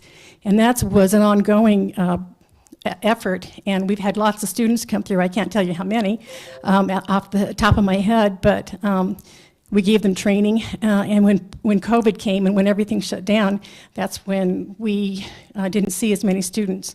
But we're trying to revive a feeder program from pretty much any department here that has to do with audio, marketing, and writing, any kind of journalism background that any of the students would like to expound upon or get better at. Public speaking, there's a lot of opportunities at KSFR to enhance whatever programs the students are partaking of at SFCC right now. Thank you. And with the funding that's being requested, what is that money going to be used for? It's used for core staffing for KSFR. The budgets have been volatile for years and years and years. And there has never been an opportunity to provide benefits to any of the people who have been staffed, who are staffed at KSFR. This particular ask would provide for the first time some benefits. And isn't it also that there's a requirement to do a match? And how many staff positions is this filling? Yes, I'm sorry. And what it does is it provides for core staff and benefits. What happens with some of the funding that we get is that the more the more funding that we can bring in, the more funding we receive, particularly from the Corporation for Public Broadcasting. So that is what we have been using as well for staffing, but we need more stability in this area. If we don't receive this, it's going to be the same cycles over and over again. Okay, so how many people do we currently employ through the community college for KSFR, and how many people will we be hiring or putting on SFCC payroll through this project? There will be 7 positions through SFCC payroll, and that's for the core staff for operating the radio station. SFCC does not currently employ any staff, and has, I guess, the last time any staff were employed by SFCC was a couple of decades ago, perhaps. Member Quintana, Mr. Chair, if I can add, maybe I can clarify a little bit. So Santa Fe Community College owns the license for KSFR. And so for the past decade or whatever, we have had a management contract with a nonprofit called the Northern New Mexico Radio Foundation. And that management contract asked them to provide, well, basically to run the station. We gave them no money. We're basically expecting them to run the station on their fundraising drives, the underwriting that they can do, and then there's a large grant from the Corporation for Public Broadcasting that has an inverse relationship or direct relationship with the amount of money that we bring in. So as the radio station brings more money in, that grant goes up. As their fundraising efforts and everything have fallen off, that grant goes down. So we have basically abandoned the radio station during this time, and as Tasman and I started talking about it, she said, you know, you really shouldn't even continue to let us try to run the radio station because there isn't enough money there to run the radio station. So what this will do is provide some funding from Santa Fe Community College, which is a match essentially to all the grant funding that the radio station will bring over with it. So it's not that the radio station is just completely going to go on the books of Santa Fe Community College. We will add to what the radio station is already currently doing and bringing on board. It's just that for them to sustain the operations, it's really not possible with the limited funding that they have right now. And to add, that money that we're requesting is not coming from SFCC. We'll be requesting the state to fund for it. Right. So it won't be, that dollar amount is not coming out of our budget. Peter. Sorry. My name's Peter Smith, and I'm representing the board. And as a recovering community college president, I think there's one thing that we haven't said explicitly. Yes, there are students, and hopefully there'll be many more students from multiple institutions coming to KSFR. But one of the things that has its potential, and it's easy for me to talk about it because I won't be around to have to do anything about it. That'll be up to the station staff and college staff. But with your television resources, your film resources, the station, one of the really exciting conjectures that I've heard is the idea of a multimedia hub here at Santa Fe Community College that can serve the community, represent the college, be great for students and faculty. It's just something collectively we can get done that would never happen without this support. Thank you, Mr. Smith. Any other questions or comments? Okay. Do I hear a motion to approve? Chair Gamble, motion to approve. Second? I second. Okay. All in favor indicate by saying aye. Aye. Aye. Okay. Unanimously approved.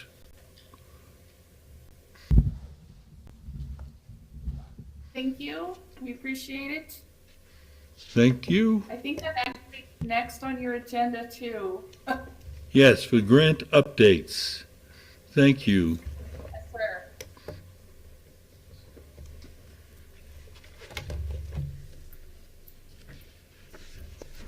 Not sure what's it's loading there. Let me look. Okay.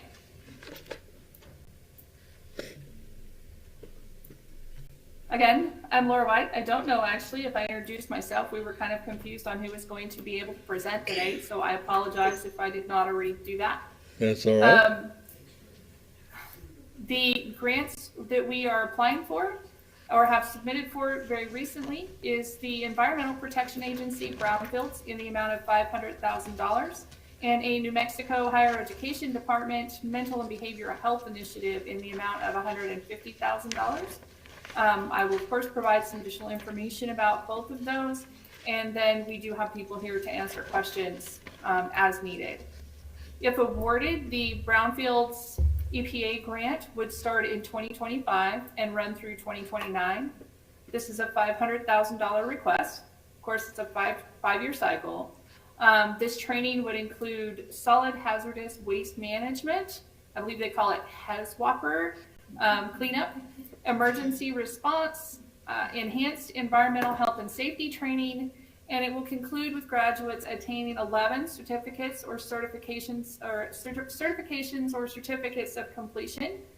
The plan is for 7 cohorts or groups of students with 20 participants each to process through this program.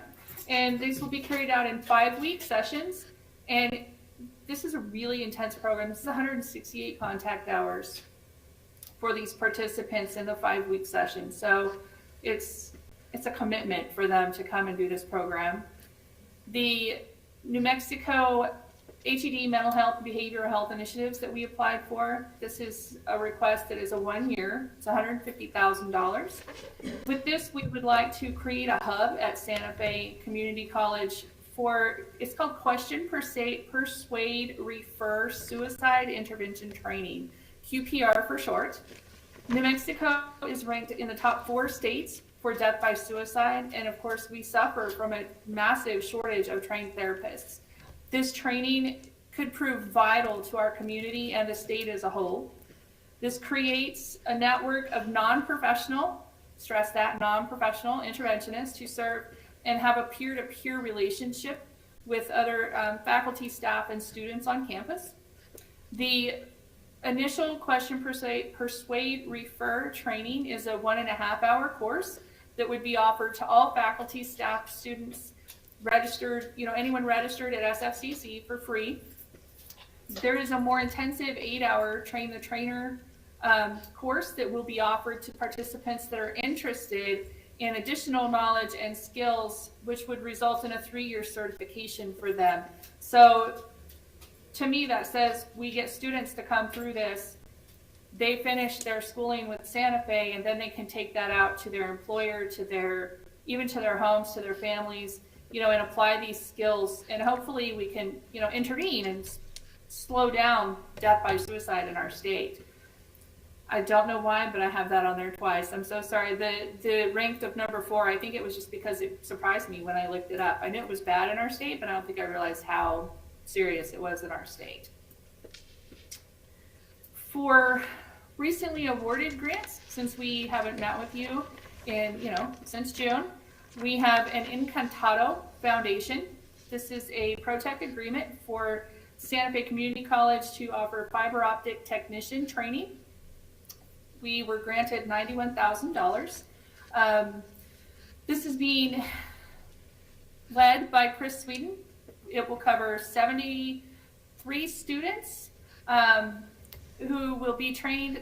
Let's see, wait a minute. I apologize. Let me just back up and look at this again. 73 students have been trained at no cost to the student here in Santa Fe and Luna counties, but this money originally was limited to the service area that we could provide. So this new funding that we have now, the $91,000 that we were just awarded, will allow us to enroll students from across the state. And I know we have at least 70 that are already interested from Bernalillo County alone, that they wanted to participate but were not allowed to because they weren't in Santa Fe or Luna County. This opens the door for them. We have an national NSF, I have it backwards, it's National Science Foundation, STEM, or UNIDOS This one is Dr. Kelly Trujillo. This project is to build a STEM advisory council in our region. This will take both public and private sector partners and provide more educational training opportunities for the local youth in science, technology, engineering, and math. The project is expected to generate some vocational opportunities for students, including internship experience that will enhance the job readiness for underrepresented individuals entering the STEM workforce. And last but not least, we recently were awarded a discretionary grant from ConElma in the amount of $20,000. We are using this to start our question, persuade, refer suicide intervention training. And we will use these funds to provide the course access for the basic 1.5 hour course to all SFCC students. And we project plans to create a hub in that mental health grant that we're going after from HED. We want to use this to get it started, and then hopefully we'll get the HED grant later on and be able to build this out and expand it considerably so that we can help make sure we have appropriately trained non-professional people to create a broad net of connections with our community health workers and educators and provide support. You know, a lot of students in class, it's much easier to talk to their peer than it is perhaps to approach their instructor. Whereas, you know, faculty can talk to each other, staff can, you know, talk to each other. This will just provide us with a little more awareness perhaps in our environment so that you can tell if the person's next to you is struggling, and maybe it's a really hard question sometimes to ask somebody what's wrong and broach that with them. And we're hoping with this grant, and if we get awarded with the HED one, that we'll be able to make it easier for people to start those conversations and intervene and help students as much as we can.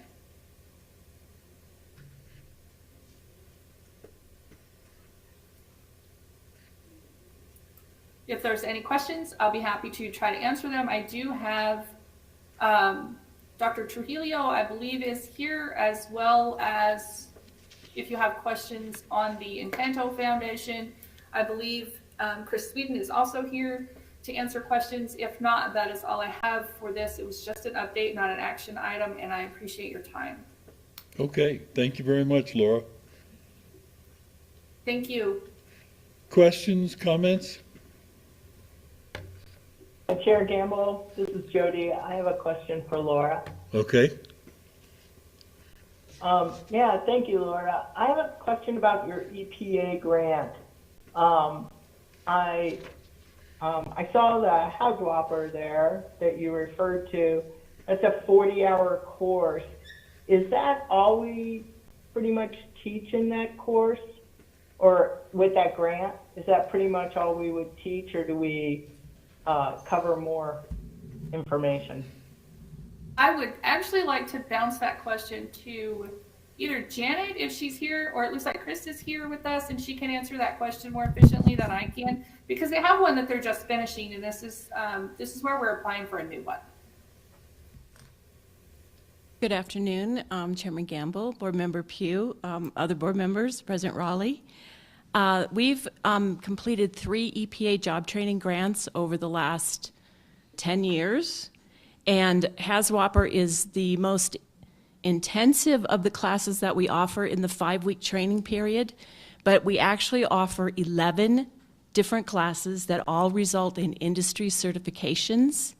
So at the end of the training, the students are actually job ready and can go get jobs at Los Alamos National Lab and other employers in our area doing cleanup work. So for instance, the first day they get their forklift operator, which they can earn in a half a day, so right away they have success. We have Red Cross training. There is confined space training, so if you have to work in a manhole underground in manhole covers, how you can stay safe. There's OSHA 30 classes, Housewarper 40, DOT hazardous waste material handling, air sampling, so if there's some chemicals in the air, you need to figure out what chemicals they are.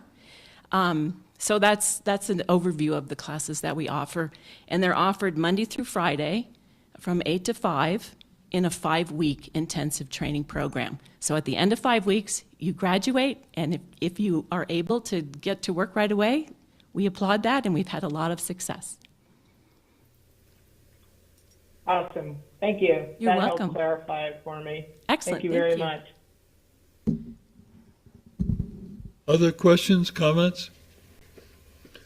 The suicide prevention program, what do we know about why it as a program? Has it been effective in other places? Has somebody looked at alternative programs? QPR training has been nationally recognized as a very effective programming. We have had a consultant come on campus and provide this training 5 times so far. It's been well attended. I myself has attended and really appreciate that training. And so, yes, to answer your questions, it's nationally recognized best practices, and that's what we're implementing. How does it fit with mental health needs? There's certainly been, in the recent years, a lot of questions raised about needs for mental health services. Obviously, suicide is one dimension of that. How does this program fit in with the range of needs? Sure. I mean, I could also talk about how it relates to SFCC. So later in the agenda, we have results of our graduation survey results for the most recent year. In there, the students do mention that mental health issues to be one of their top concerns as they're graduating.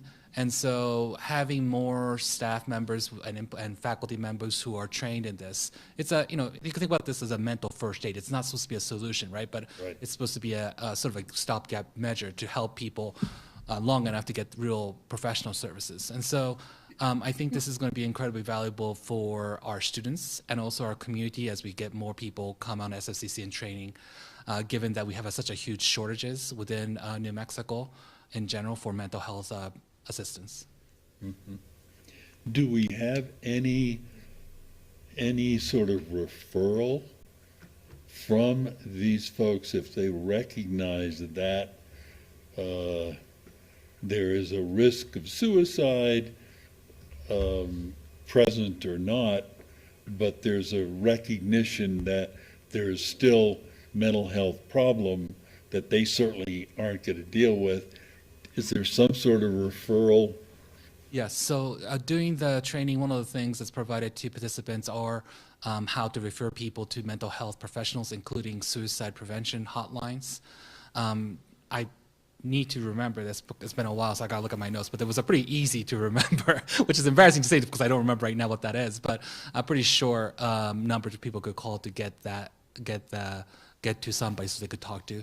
In addition, we also have counselors, mental health counselors on campus for students. And so if our students are having any difficulties, they also have that resources as well. In addition, at the Welcoming Advising Center under Student Affairs, there are community resource coordinators who could then help the students reach out to community help as appropriate. And I would add to that too, Mr. Chair, that La Familia has reached out to us to offer some behavioral health services to our students. And so Margaret and Terry have met with them and to get the ball rolling on that. So this is, to recognize the immediate, really kind of almost like a crisis point, and to talk somebody down and work with them. And then we have built structures in place to make those kind of referrals. And from what I understand, our new mental health counselor has participated in this training a number of times and has been working with our consultant to figure out, more seamless referral. So we have a mental health? We do, a new one, yes. We do. A new one? Mm-hmm. New position? It is not a new position, but it is a new person. Mm-hmm. Okay, great. Great. I guess we don't provide any other physical health services to students, do we? No, sir, we do not provide any of those. We have discussed those options with La Familia. I think that's been a difficult thing for them to to really be able to provide in the space that they have, but they did come back and say they would like to work with us on behavioral health and asked us if we had a need for that, which of course we do. And so we are working on those. Okay, great. Very good. Okay, thank you, Yash. And we need to vote on this? This is just an update. Okay, just an update. Great. Thank you, Yash, Laura. Thank you.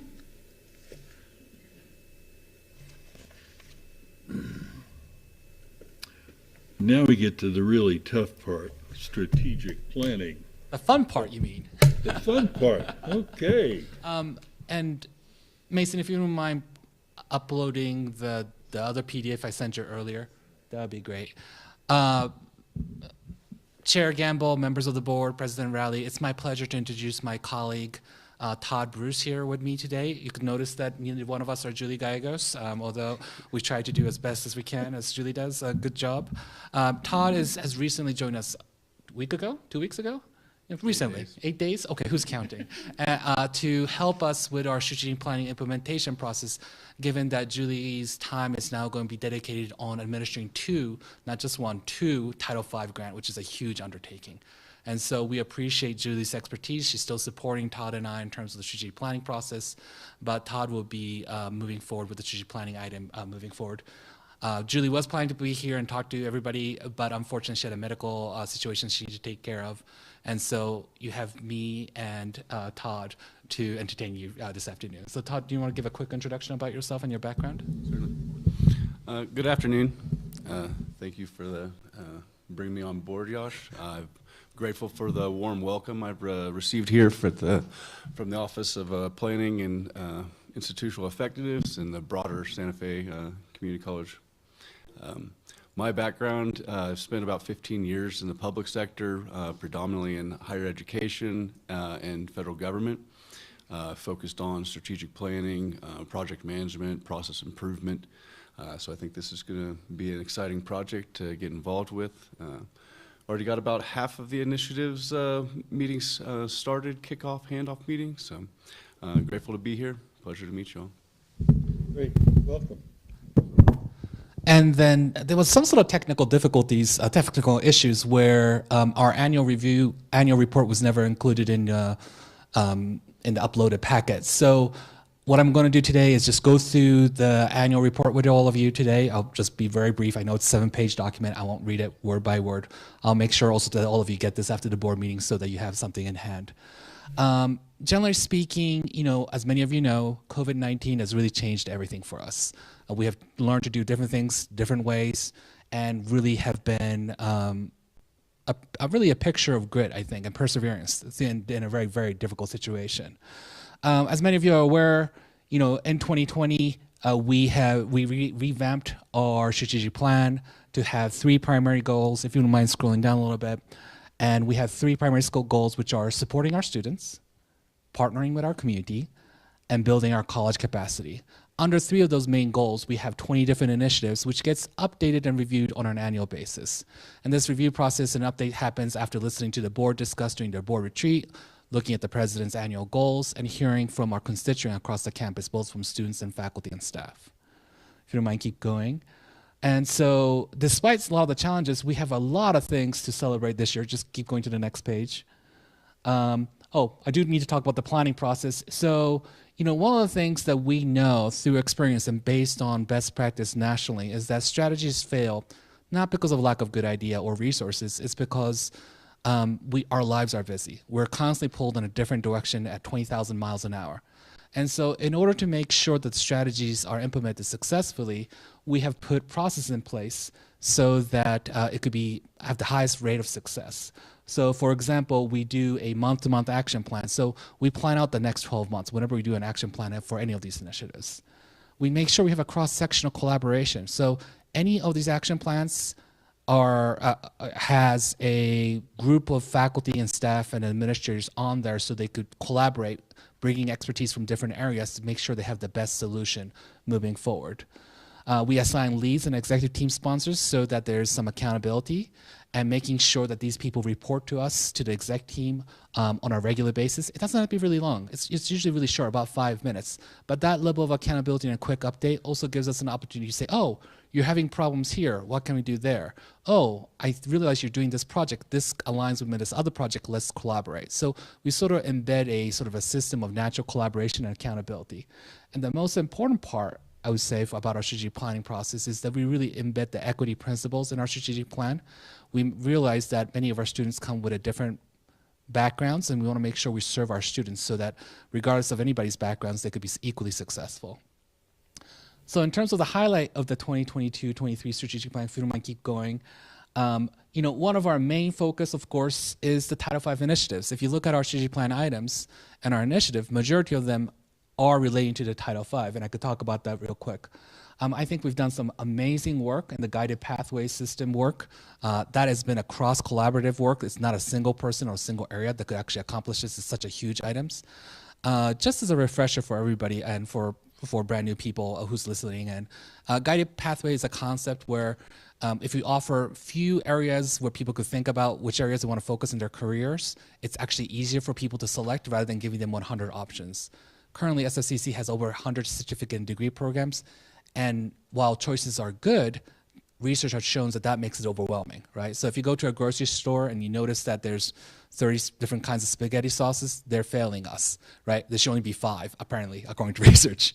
We have about 8 guided pathways right now, or 7, I'm not sure, somebody could correct me, but that is so much better process than what we had in the past, because students could then have a better choices about which pathways might be interesting. And later on down along the path, they could specialize into specific areas. One thing to keep in mind about guided pathways, we also track this information differently. So the number you see on the screen is a preliminary report, right? So right now, fall-to-fall retention rate's at 49%, but many of you know that the semester has barely begun. And this report was written about a month ago. So we imagine that number is much higher. Another thing, same thing with 9% graduation. That's 1 year graduation rate, it's 9%. So usually when we do a graduation calculation, it's a 3-year time period, right? 150% the normal time frame. And so that 9%, we expect to go up to like 25 to 30% by the end of that cohort tracking period. FAFSA completion, this is another thing that one of my colleagues are going to talk about later on in terms of graduates and what they're saying, what kind of barriers people are talking about. And they do say financial constraints is one of the biggest concerns, and it's a huge exciting numbers to see that despite the COVID challenges, that number has slightly increased from 22% completion rate or filling out the FAFSA to 23%. Now, we have a brand new financial aid director who used to work at HED, and I am so excited that what he could do with some of his new ideas to move these numbers even further. In terms of the fundraising, that's another big piece, right? We have emergency financial aid for students who just suddenly something happens in lives. Based on our research and our conversation with our student populations, we know that students don't drop out because they can't do the classwork. Our students are smart. Our students are capable. But what happens is car breaks down, somebody gets sick, somebody loses a job, something happens with their family's health, and so they have to drop out and actually take care of those people for financial constraints. And so the fact that SFCC Foundation set together a really strong, ambitious goal, a stretch goal of raising $268,000 and got 96% of that is amazing. So huge success and huge kudos for the foundation for raising so much money there. In terms of the early alert system, another big kudos to faculty and staff members who worked on this. This is something that we still need to think about improving further, but the preliminary results are just amazing, right? Early alert system is so important because we know that a lot of times within the first 3 weeks is a really important time for our student populations and for all of us really, whenever they're starting something new. And so we were able to, well, not when I say we, the college and the staff and the faculty members were able to raise the referral rates from 54 to 156. And that's threefold almost, right? So that's close enough. And so that's a pretty exciting thing.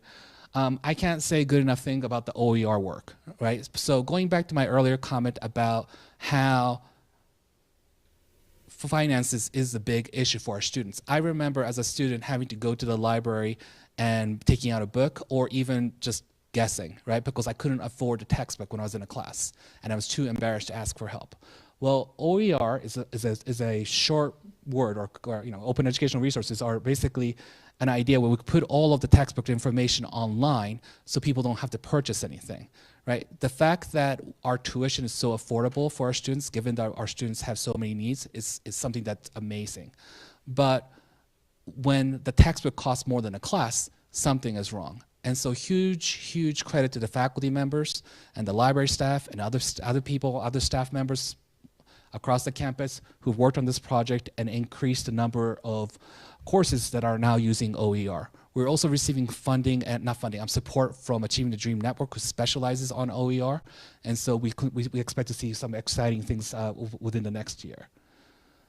Wraparound surveys for student parents. So our recent survey found out that 38% of our students from age 18 to 54 are student parents. That's higher than the national average of 30% for community colleges. So we actually have a high number of student parents on campus. In part, that might be because we do a good job of serving our students. Whenever we do a survey with student parents, they say that they feel welcomed at SFCC. They feel that this is their place for them, and they want to see a strong future for not just themselves, but also their kids, right? And so the wraparound services has done some amazing work through their Family U cohort, where once again a cross-sectional team across the campus comes together and talk about how can we better serve student parents. If you couldn't mind, keep going.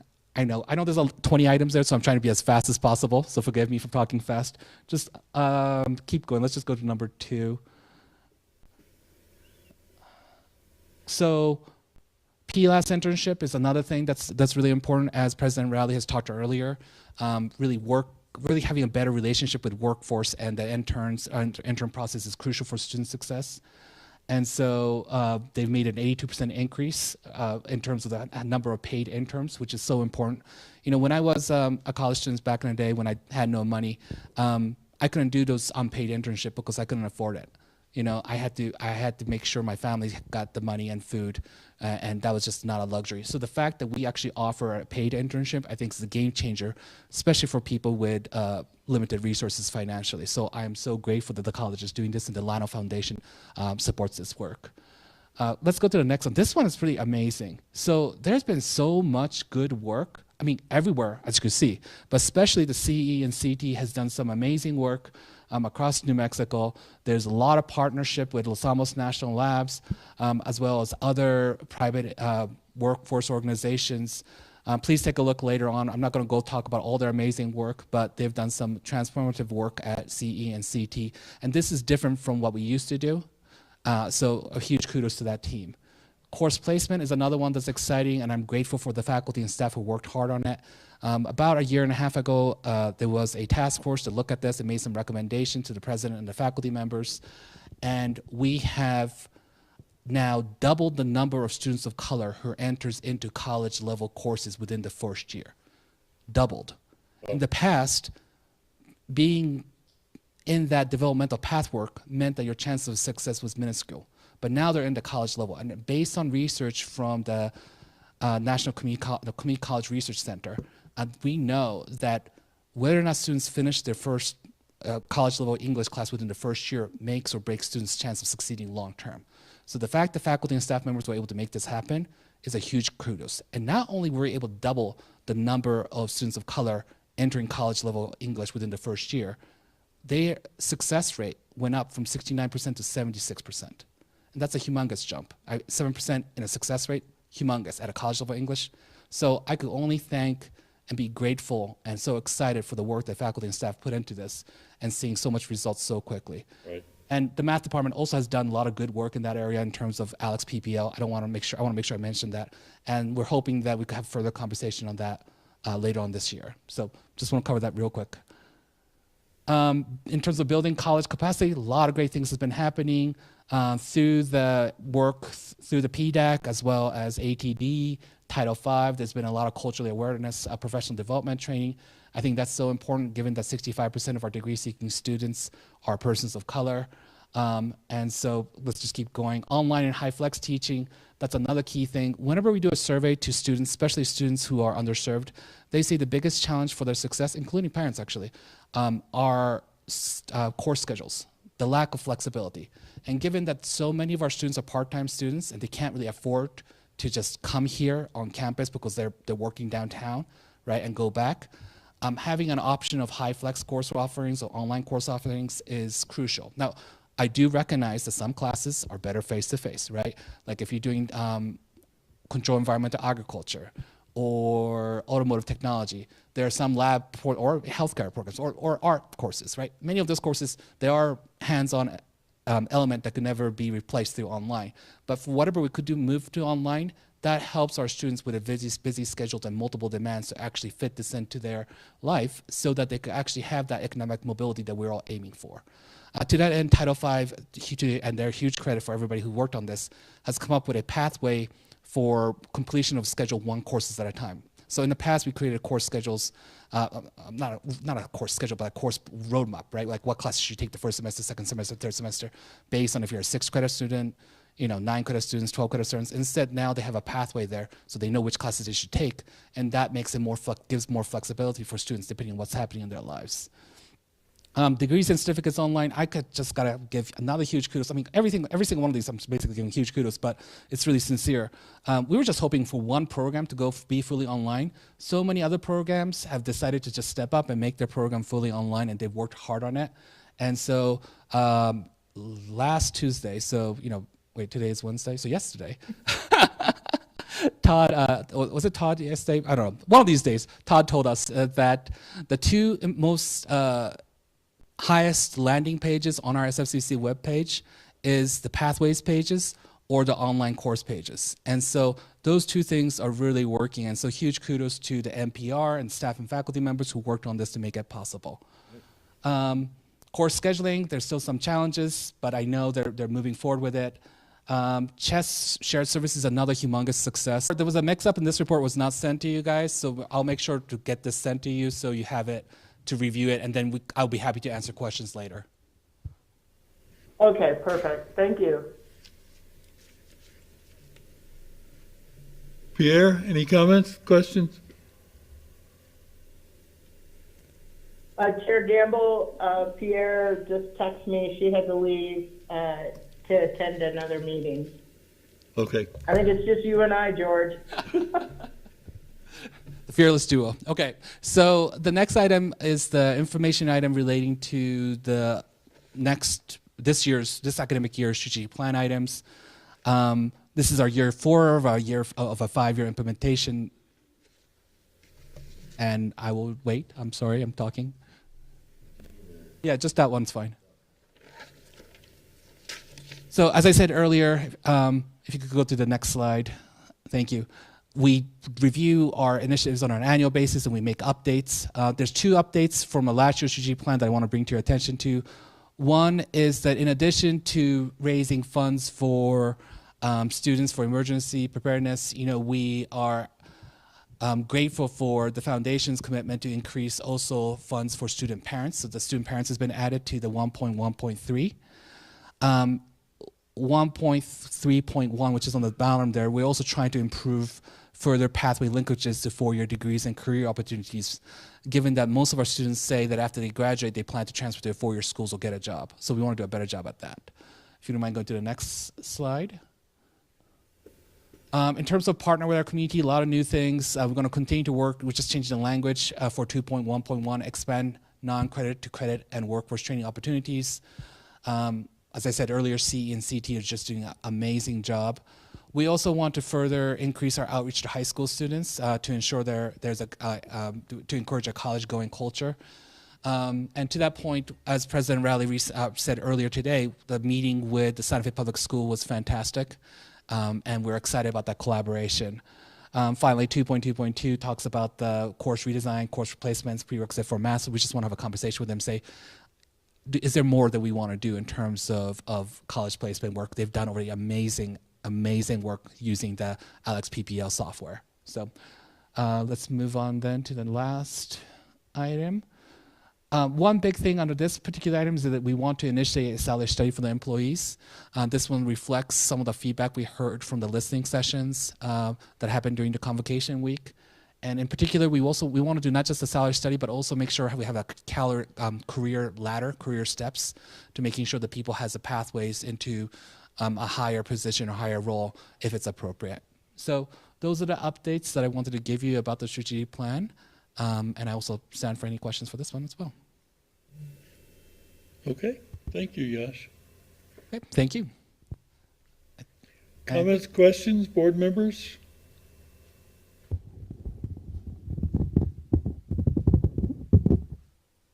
No questions for me, thank you. Okay.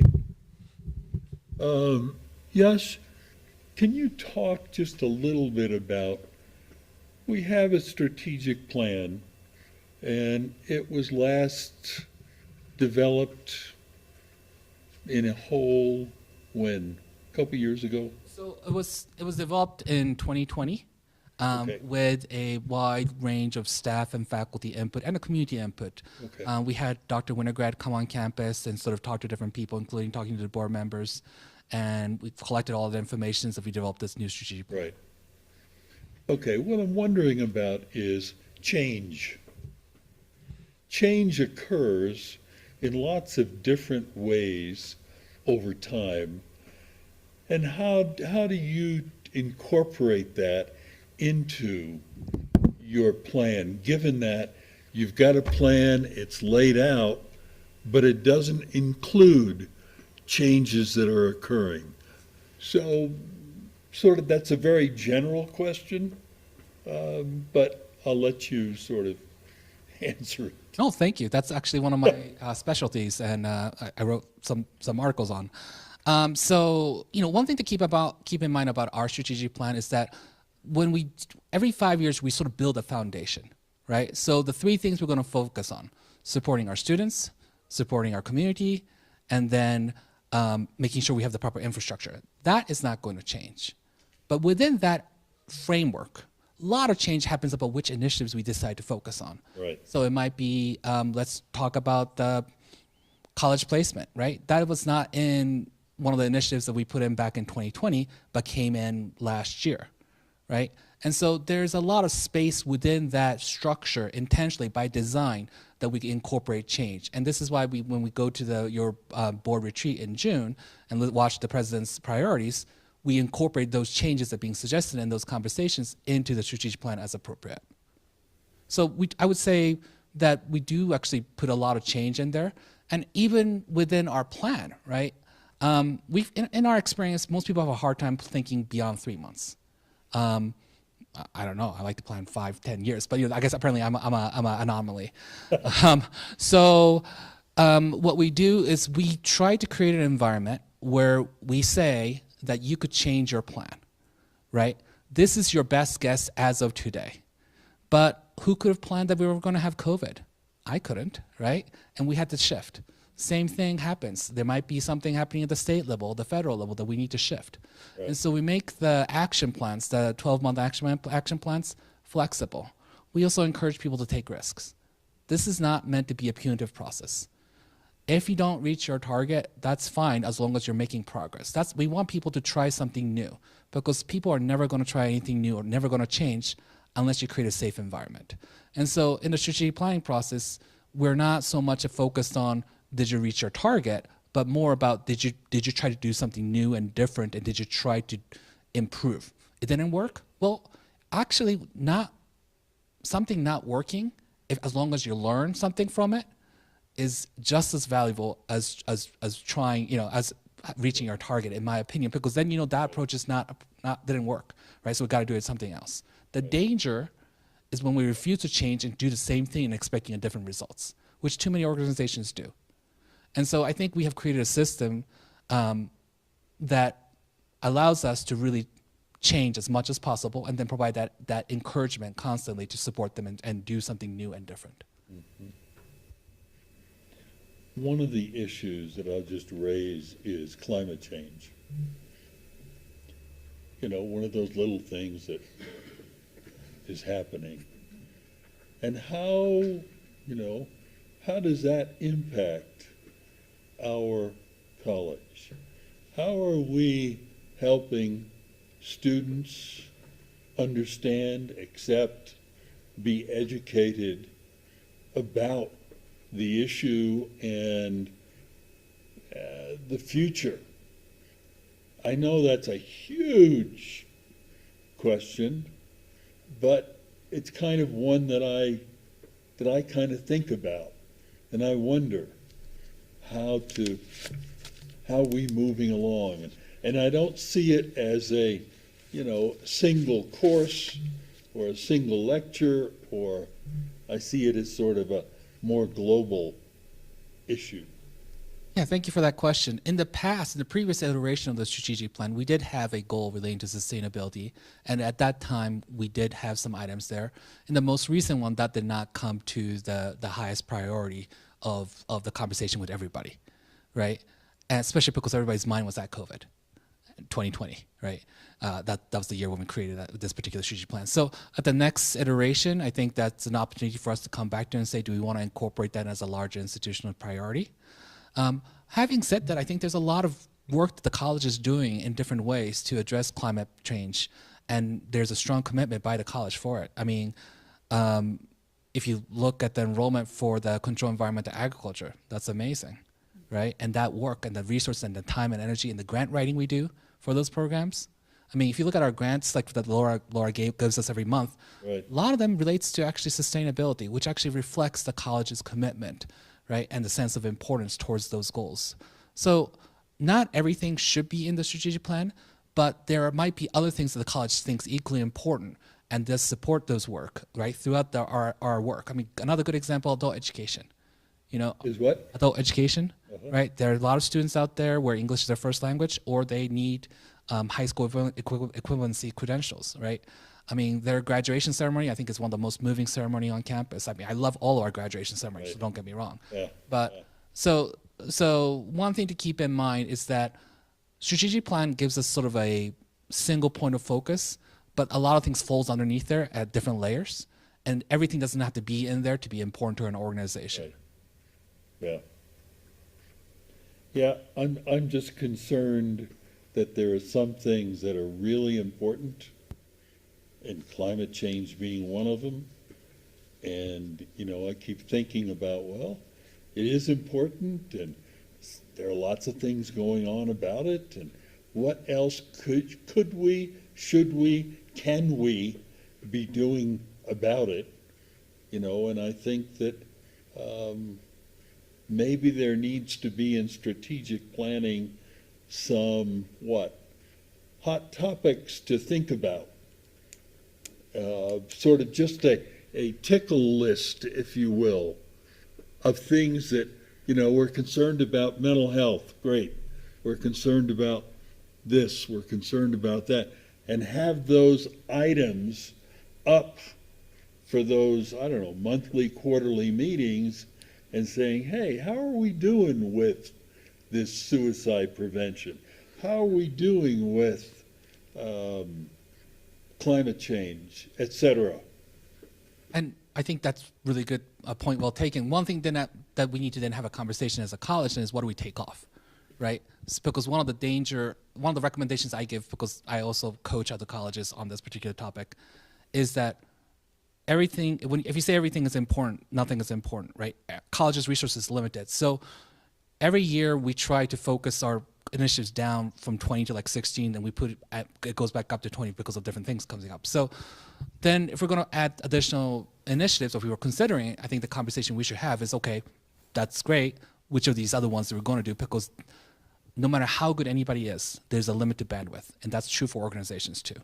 And so putting things on there doesn't mean that we're going to actually be able to make meaningful change. And if we want to make a meaningful change, we got to be strategic about what we're going to put on there and what we're not going to be on. Sure.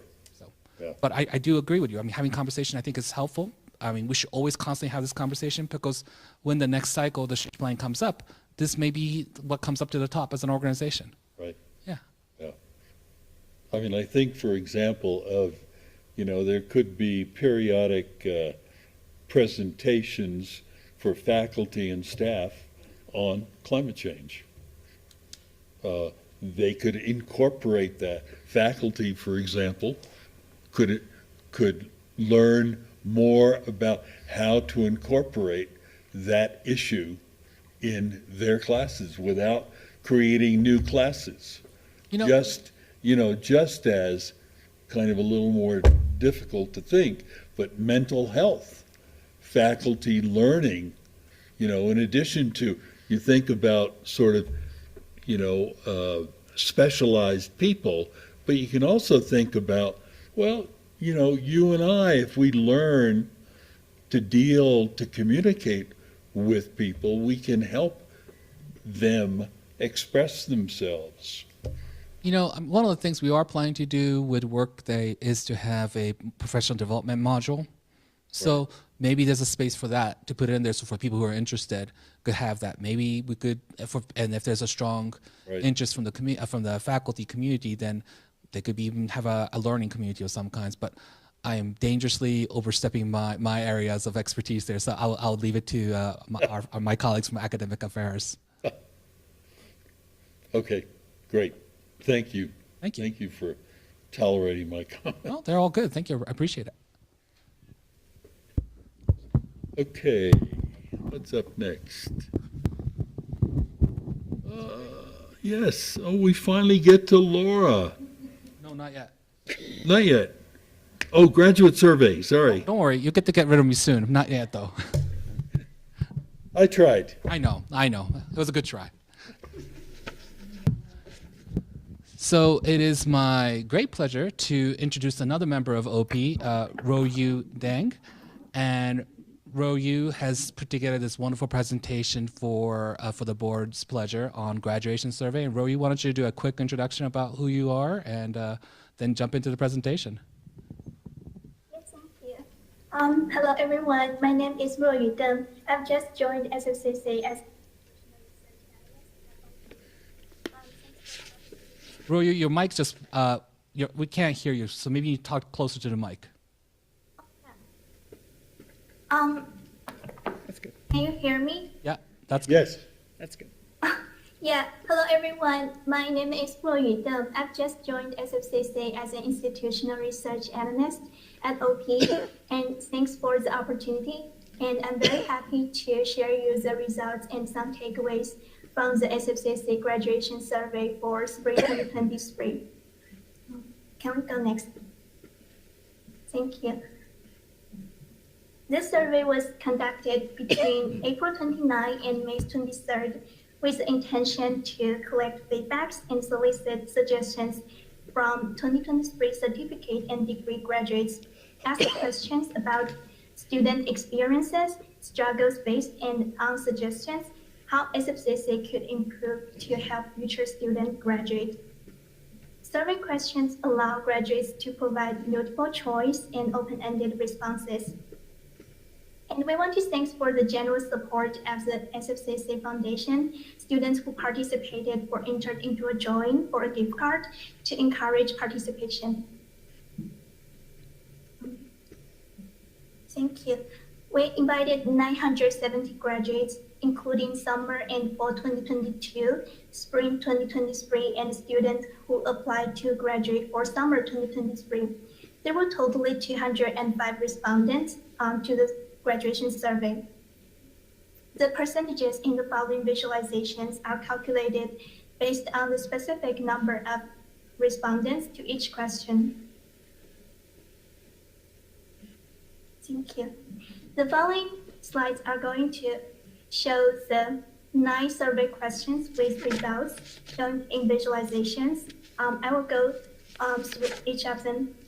In question 1, graduates are asked to rate the teaching effectiveness within their majors at SFCC from 5 stars, which is the highest, to 1 star, the lowest, shown in the Likert scale graph. That 58% rate above 5 stars and 87% rate above 4 stars and 98% rate above 3 stars. And it's great to say that over 87% of graduates rate above 4 stars for the teaching effectiveness at SFCC.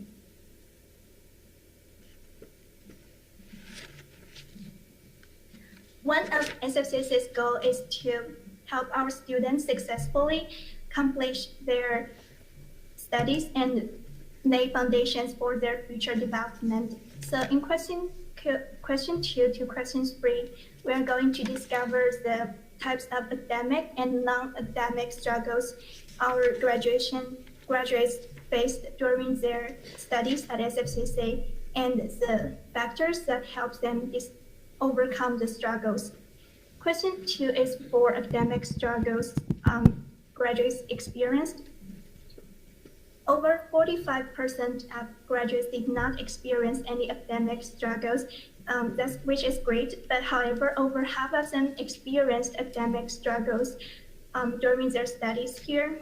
And it's not surprising to say that over 17% of graduates experience course schedule conflict, since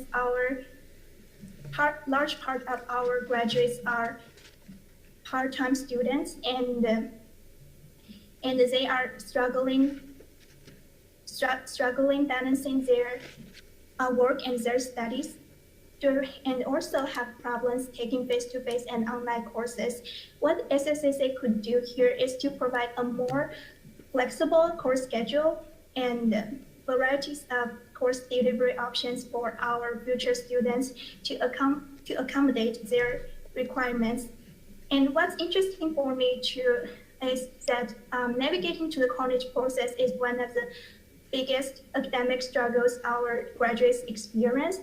Some of them mentioned that they experienced non-financial aid application process, and more clear instructions could be distributed through various channels that students preferred to help future students to go through this process more smoothly.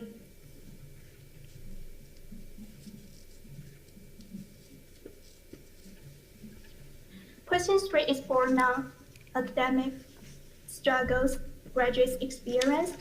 That though 43% of them did not experience any non-academic struggles, but over half of them still experience non-academic struggles listed here.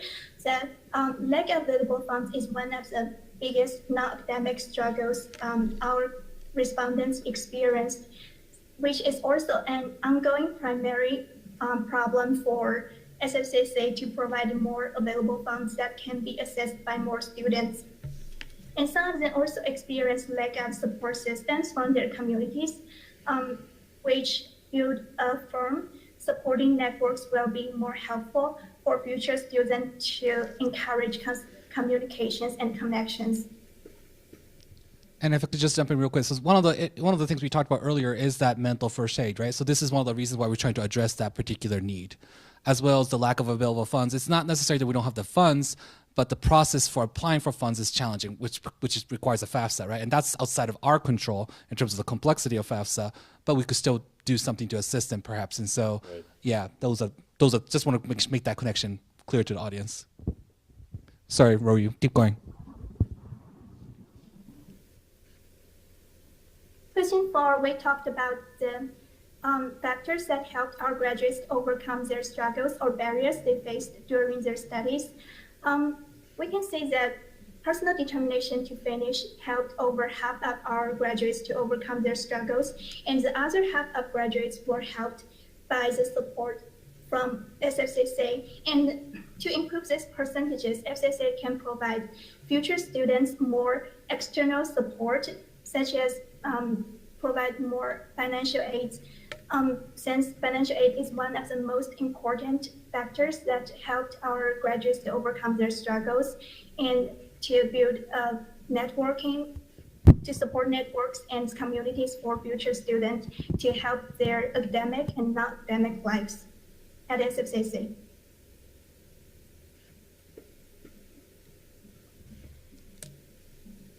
Question 5, we concerned about graduates' plan after graduation. It's great to say that over 70% of graduates has been taken to the next steps of their lives after their studies at SFCC, not only in academic journeys, transfer to another institution, continue pursuing bachelor's or master's degree, but also in careers to apply for a new job, a high-paid job, or get a promotion. There are 36% of respondents are planning to transfer to another institution. Because we do not have the data for this year, but the transfer rate for 2022 is 11%. This is where SFCC can work on in the future to close the gap. And I found what's interesting is that out of total respondents, there are only 2% already found a job.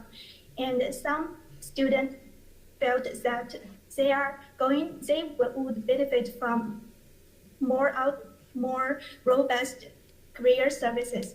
Because I just graduated with a master's, so for me, more robust career services and the job placement guidance could be more helpful. And if I could just jump in real quick too. So this is, you notice that, Ro, you mentioned that 36% of people wanted to transfer to another institution, four-year institution, right? But the transfer rate for SFCC is about 11%. And so there is almost like a 25% gap there. And that's the reason in our strategic plan for this upcoming year, we're thinking about how can we further strengthen the pathways from completing at SFCC to a four-year school. Right.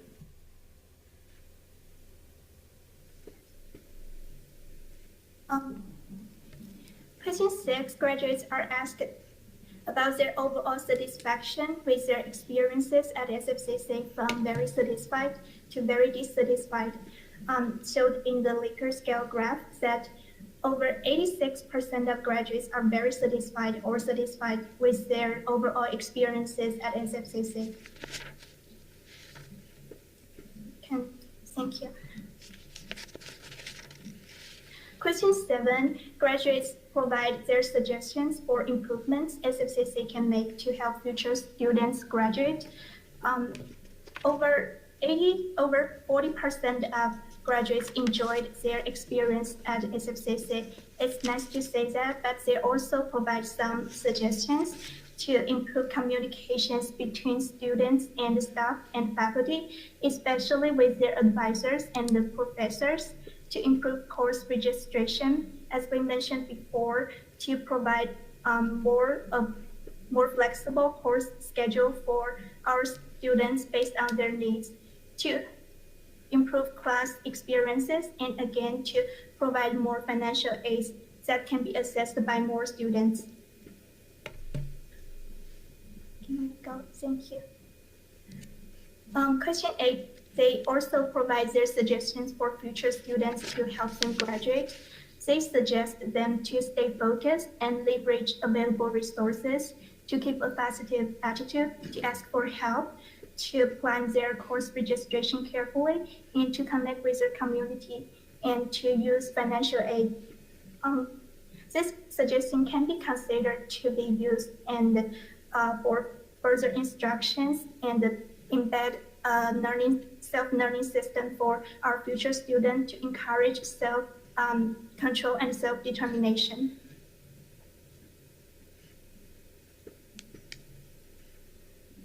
Question 9, graduates are asked how likely are they going to recommend SFCC to others, from extremely likely to recommend to not likely, shown in the graph that over 89% of graduates are extremely likely or quite likely to recommend SFCC among institutions.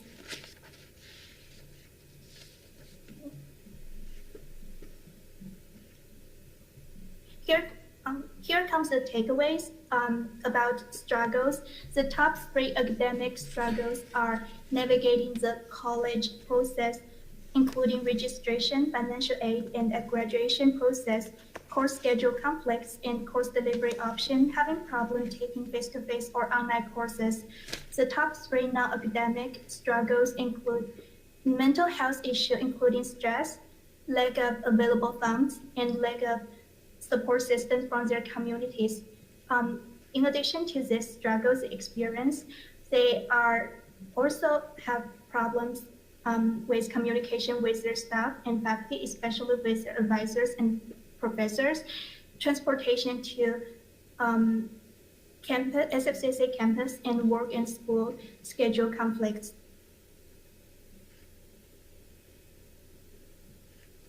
Here's more takeaways. Personal determination and to finish and financial aid are the most important factors that helped graduates to overcome struggles. Over 40% of graduates enjoyed their experiences at SFCC, but they also suggest to improve communication between students and the faculty and staff. Over 37% of graduates suggest future students to stay focused and leverage available resources and have a positive attitude to help them graduate. Over 65% of graduates are planning to pursue higher education, include continue pursuing bachelor's or master degree, or apply for a new job or promotion.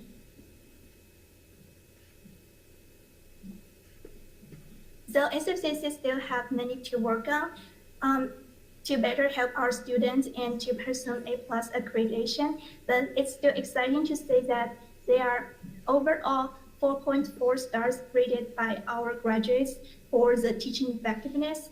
Over 86% of graduates are very satisfied or satisfied with their overall experiences at SFCC, and over 89% of graduates would like to recommend SFCC to others. Thank you for your listening, and I'm standing for further questions. Great. Thank you very much. Thank you. My question at the end is, what have we learned from this survey, and what are we going to do about those learnings? So I think go ahead. I'm sorry, I didn't mean to interrupt. Well, and I just think every time we learn, every time we assess something, assessment is great. We learn, we can pat ourselves on the back and say, oh, we're doing a good job. But if we learn something, we have to identify what we've learned and what we're going to do about it. Absolutely. Chair Gamble, like you're speaking music to my ears. It's actually my pet peeve. What I want. Every time I do a survey, every time I take a survey, when people don't do anything with it, I'm like, why are you wasting my time? Like I get frustrated. So we at SFCC, when we do surveys from an institution perspective, we always tie it to actions. So let me give you a couple examples. You notice about the financial aid being a big issue, right? Financial challenges. So we're addressing it in two folds in our strategic plan. For example, we're trying to increase additional funding opportunity through the foundation, at the same time trying to improve FAFSA completion. They talked about mental health being an issue. So you heard about how we're trying to do the QPR training on campus to address those things. You heard about how more people are interested in actually transferring to 4-year degrees than the actual percentage we have of students actually doing so. That 25% gap is not okay. And so one of the things in our strategic plan for the next upcoming year is what can we do to improve those processes. There's almost every single one of those things you saw in there where you said these are things that people are struggling. I could tie it back to the strategic plan and making sure we're taking people's feedback and try to do better. One thing I think we need to continue to talk about, though, that I don't have an answer for is from a positive psychology perspective, you always want to see the successful students and see how can we replicate for the other students. So I think we could talk about more about how do we further embed grit. And I think co-curricular activities does a lot of good job in that area. We see that through their assessment work. But can we expand on their success and go even further? So those are other things we have conversation internally. But I would like to suggest or even argue, not in a combative way, of course, that everything we heard here, we are actually incorporating the strategic plan as a high priority, and we're doing something about it. Very good. One further comment. Quantitative data, and I know you've heard this before from me, quantitative data is very useful. Complementing it with qualitative data to learn more about when a student says financial issues is a problem, what does that really mean? And maybe following up with some qualitative interviews to find out from individuals, well, what kind of financial problems are we talking about? Because they're quite a range there. I'm completely on board with you on that one too. I think mixed method studies. I mean, now you're getting me into the whole PhD mode, so I'm sorry. I don't mean to bore anybody else. You and I could probably have this conversation longer, right? I did call for my dissertation, so I appreciate the unique stories that people tell. So one thing about this particular survey is we did have open comments to collect that particular information. And so while we had summarized it, right, in terms of people's feedback in a understandable, easy to digest stories, we still have read people's stories and their personal struggles. In some cases, we refer them for specific services if they self-identified, because it's an anonymous survey, so we don't know who said what. Right. But we do share the stories and we do plan to share these written comments with different areas so they could read the stories as long as the student's identity is protected. We also do actually focus groups with a lot of student parents, and their story is just inspirational, to say the least. And which is one of the reasons why we're sort of recommending finding solutions that work for all students, not just students who come here and be full-time, right? And so, no, I'm with you 100%. Yeah. So thank you for that comment. Thank you. And thank you for your presentation on the survey. Chairman Gamble, Yes. I have a question. Okay, Jody. Yeah, thank you. Yash, yeah, really good information, very interesting. I do have a question about, sorry, I'm trying to turn on my camera. There we go. I have a question about some of the answers that you had. For instance, where you had people who were unlikely to recommend SFCC or people who gave it 1 star. Did you collect comments on those, and did you find any kind of themes or answers that were interesting? I'm going to have to turn to Royu for that one, but my recollection is that most of those, like for the stars, for example, is one of those things where you could slide, you know, back and forth to see like how many stars there is. But I'm not sure about the other one. Was there a section in there for comments for people? The reading questions are all select questions with no specification, but because all of the questions are connected to together, and so they can supplement to each other, why they give us 5 stars and give us they're likely to recommend us to others. You know what? That's a good idea. So you know what we could do, which we haven't done yet. What Royu just gave me inspiration. What we could do is we could look at the people who had 1 stars or 2 stars who were not satisfied with something, and look at their written comments relating to other areas. What kind of struggles they were having, and that I bet could give us some further understanding about what might be the reasons behind some of those low scores. So we'll do that and get back to you guys.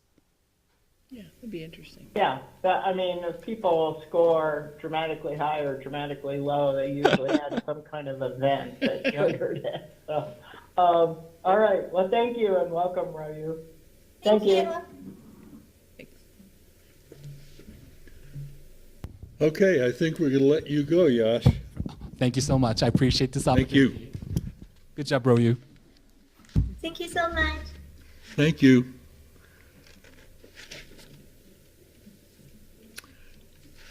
Laura, finally. Yeah, it seems like you've wanted to do this earlier several times.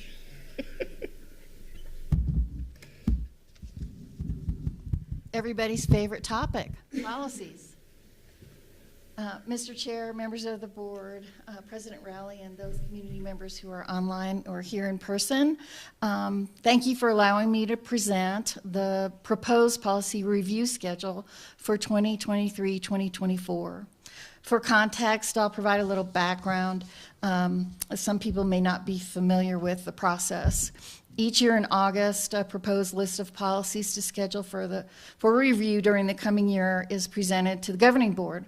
Before that, every summer, I reach out to each executive team member who is a policy owner and request that they review their policies in their respective sections to identify ones that should be scheduled for governance group review and governing board consideration during this year. The results are in the list that is before you. Thank you, Mason. and was included in the board packet this month. The proposed schedule includes 19 policies from 4 policy sections. You can see the specifics in each of the sections. For those sections that are not included, the policy owner determined after review that there was not a need for changes at this time. Of course, during the course of the year, our policy owners or others may bring forward the need to have a policy updated or legal reasons it may have to be changed, in which case we'll bring it before you. So this list doesn't mean that other policies can't be included as needed. Under Section 8, Marketing and Public Relations, you will notice that 2 of those policies are already underway and will come before the board for a second final review in the next month in September. Also of note is that working with our policy owners, we do try to review the policies that could be merged into another one or are no longer relevant. And in that way, we can reduce the total number of policies so that you're not always stuck with me before you and policies. Eventually, we will achieve that goal of reducing the total number of policies. Thank you for your interest, and I stand for any questions. Laura, could you share with us the policy review process? Sure. So what happens is once we've identified the policies that need to be looked at this year, the policy owner will then either work with a small group or with an associate within their department to look at the policy and see what needs to be changed about it, edited, fixed, removed, moved to procedures, because the board, I know, wants our policies to be high level. At which case they will send that draft to me, I'll proof it, and then I will work with them to schedule review by the executive team, faculty senate, staff senate, student government association, governance council, and then up to a minimum of 2 readings by the governing board. And they go to our attorneys somewhere Yes, that's right. somewhere in that mix. I forgot, Wow. yes. They go to the attorneys before the governance council meeting. And you have a time limit for going through that process? It can take up to a year depending on the schedule. So it can go very quickly depending on the length and depth of what is needed. I will note that when we send it to the staff senate, faculty senate, and student government association 2 weeks in advance of requesting to be on their agenda, and then they have 2 more weeks during which to send us their edits and suggestions. So, we try to provide a lot of time, but, the schedule changes. We're closed over the Christmas holidays. We're closed for Professional Development Day. We're closed for spring break, all of which are good things, but interrupt the schedule of getting the news out there. Does every policy have a person or an office linked to it? A person. One distinction that actually needs to be understood is that the governance groups are advisory. They don't, we want their input so that each policy can be the best it can be, but each of the policy owners is responsible. So they are responsible for making sure it's up to date, making sure it's relevant, and making sure that it's enforced. So yes, there is a person to each and every one. You can see the names. I have actually posted up there for the policies that are coming forward now. Each of them are responsible for the policies in their sections. Oh, And ultimately, the president. I see. So Corey Bergen, for example, on all the Section 7 policies. Exactly. She is I see. Okay. And the policy owners go to those meetings and present the policies and explain why the changes are necessary. Right. I see. Okay. Okay. I have some policy owners here if they want to add anything. Will the policies owners please stand up?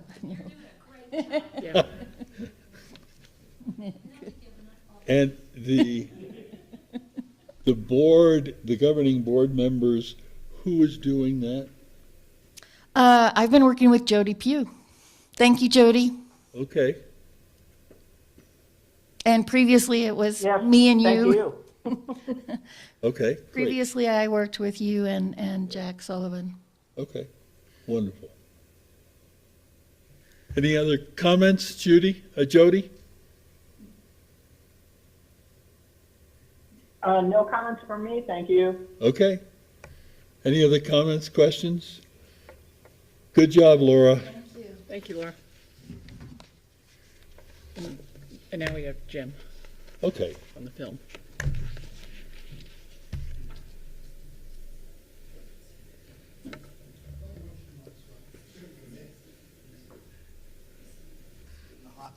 Yeah. Hello, Dr. Weissong. Jim. Chairman Gamble, members of the board, Dr. Rowley, and colleagues and guests, it's my pleasure to give you an overview on the film program. I'm Dr. Jim Weissong. I'm the Dean of the School of Liberal Arts and the School of Art and Design. I'm joined by Milton Reese, who is our film department chair and who we owe a great debt of gratitude to for so much of the good work we're going to report in this presentation. So let's see if we can see it.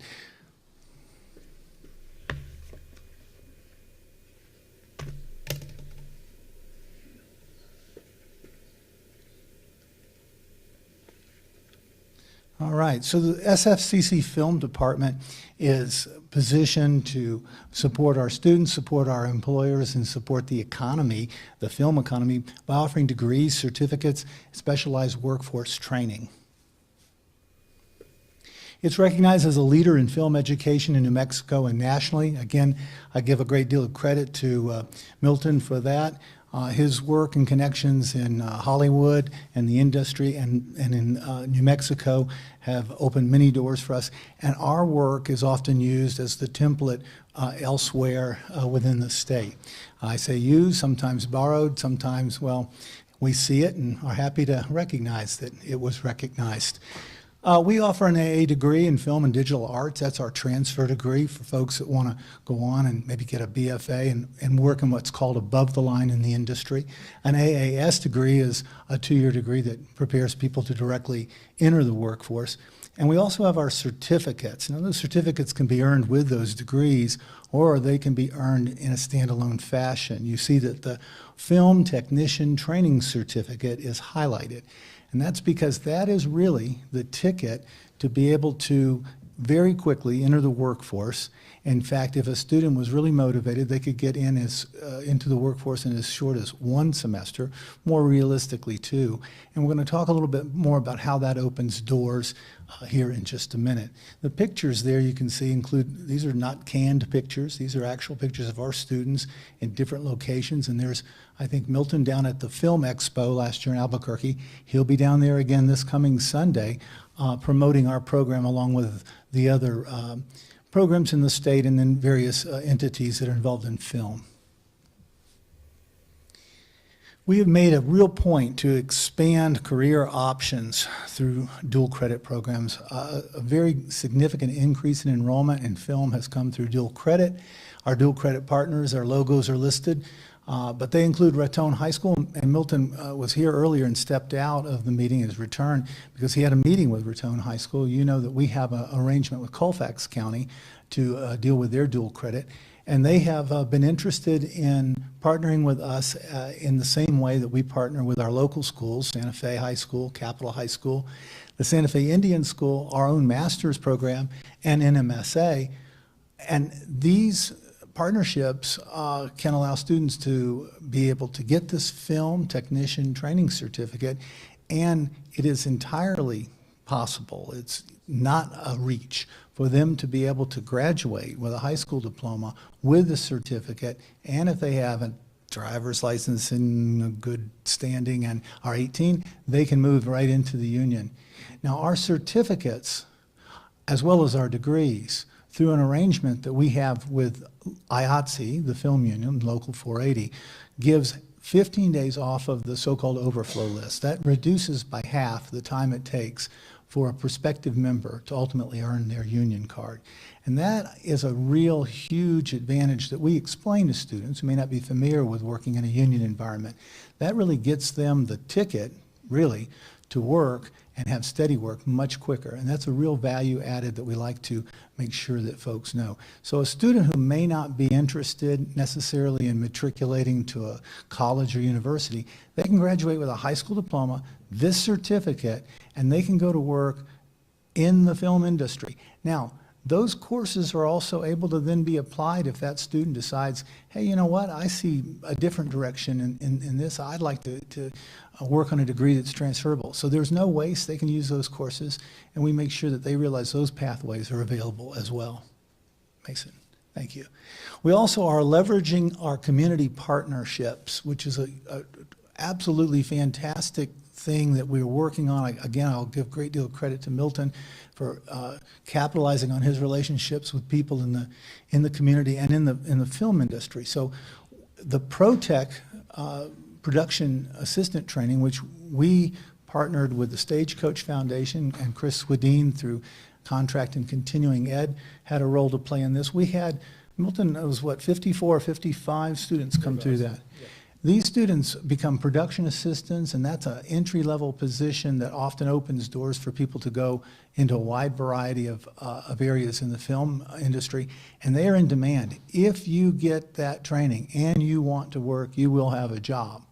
And so a high placement, I think that the placement longitudinally after the initial period of time is what, about 50%, 40, 50%? 40 to 50. Which is really a good thing. It's hard to track that. It's not, there's no IPEDS data for that, so we have to kind of anecdotally follow up and then keep contact with our graduates. We've hosted IATSE Local 480 training, and that is a huge thing because the partnership with the union is what has allowed us to be able to grant this opportunity to our students. And it's opening other doors as well. We have a real breakthrough that we have been negotiating with the union and with our partners at the Stagecoach Foundation, which you may or may not know is supported by George R.R. Martin, who we've hosted here, had a writer's room on campus and hosted him. But the breakthrough is really allowing us to have internship opportunities to place students on productions.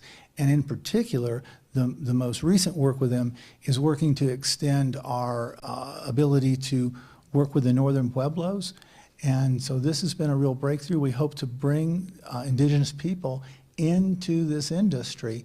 Milton and I had a dinner meeting here a while back, and a person from California made the comment of how ridiculous it is that we bring Native Americans from California to appear in features filmed in New Mexico. It's almost like bringing sand here or sagebrush.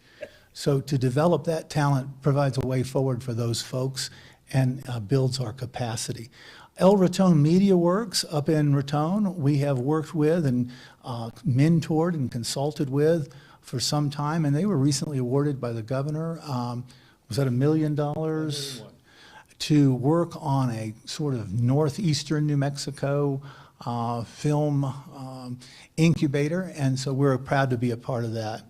Film Prize Junior is something that's an amazing thing. It really is trying to showcase the talent our young people in secondary school, so middle school and high school have. And this came from Louisiana. It was sort of transplanted here, and it's an effort to reward these young content creators and put them in the spotlight and put them on a track to become people who are not just working on a movie set or even appearing in it, but are the content creators that are writing and directing. And it's amazing. If you look at their work, you'd think it was capstone work at the bachelor's or master's level, and it's from middle school and high school. This is before we drum all the creativity out of young people, I think. That's my theory. We also work closely with the Santa Fe Film Office. We can't say enough about our relationship with Jen LeVar Tapia there, and we support her. Milton and I are members also of the Santa Fe Film and Digital Media Council, so we represent the interests of the college and also the interest of the industry on that. And we have other partners. I know, Chair Gamble, that you are quite aware of the work that Little Globe does, and Chris Jonas, they're a partner. Horses for Heroes, we are working with. They are employing some of our students, and look for that to be something that we'll be featuring soon. And of course, our educational partners. We have plans for the future, and we are looking at ways to continue to serve our students and serve the film economy. You see that our mission is the mission of the college, and that's empower our students and strengthen our community, strengthen the film economy. We're currently in discussions with Aspect Studios at Midtown and with Live Arts Conservatory. I can't get into a whole lot of detail on that because they're still in the ENA phase, and so there's certain confidentiality involved. But we hope that through some agreements, and we've offered them both letters of support, we hope that through some agreements with them, we can find a way forward to have a presence at the Midtown location. It's not an either or. I think that the Live Arts Conservatory is complementary to what the studio wants to do. And I can tell you that Philip Gasue at the Aspect Studios is very interested in, again, working out relationships with us that allow us to place students through internships.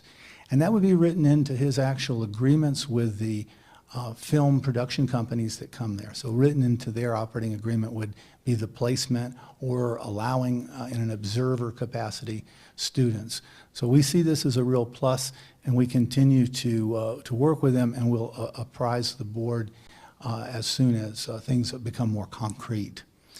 We're an educational partner in the New Mexico Media Academy, and that's the statewide alliance of film training institutions. You might recall that they've received about $40 million, still haven't really figured out how they're going to spend it. There's a lot of ambiguity and there's been a fair amount of disorganization around it. We're hoping that they're moving forward, and we stand ready to be a partner. Milton represents us there. There's generally 2 levels of meeting, an operational and a leadership meeting. And so I sit on the latter. And also we're very much interested in exploring ways that Mosaica can facilitate public-private partnerships to support expanded film training.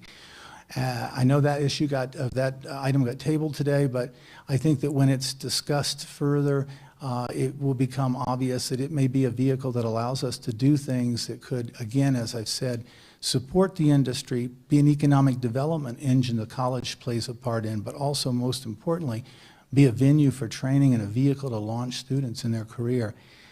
So look forward to hearing more about that as we go forward.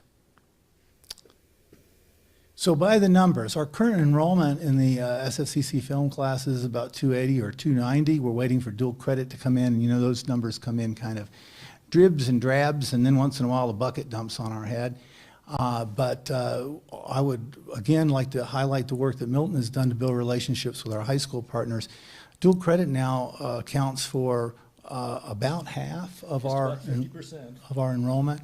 And you know, people say, well, are all these students going to go into the business? Maybe not, but here's the thing. They learn about it. It gives them an opportunity to see if this is what they want to do, and at the very least, it connects them with our college, and they may come here and do other things. We've got to bring people into this circle of higher education, as Josh points out, this college-going mindset, and this engenders that. Fiscal year 22, that's our last year for complete numbers. New Mexico film expenditures hit the highest level at $855 million. The governor was very happy to make that announcement. The strike has been a bit of a setback this year, but hopefully it will be settled soon. Many productions would be on hiatus at this time anyway. New Mexico hosted 109 total productions in fiscal year 22, and that was up from 76 in 21, 78 in fiscal year 20. The number of productions in the Santa Fe area will increase dramatically with the changes that are coming here at the Midtown location, but also Camel Rock, Santa Fe Studios, and on movie ranches and locations in the area.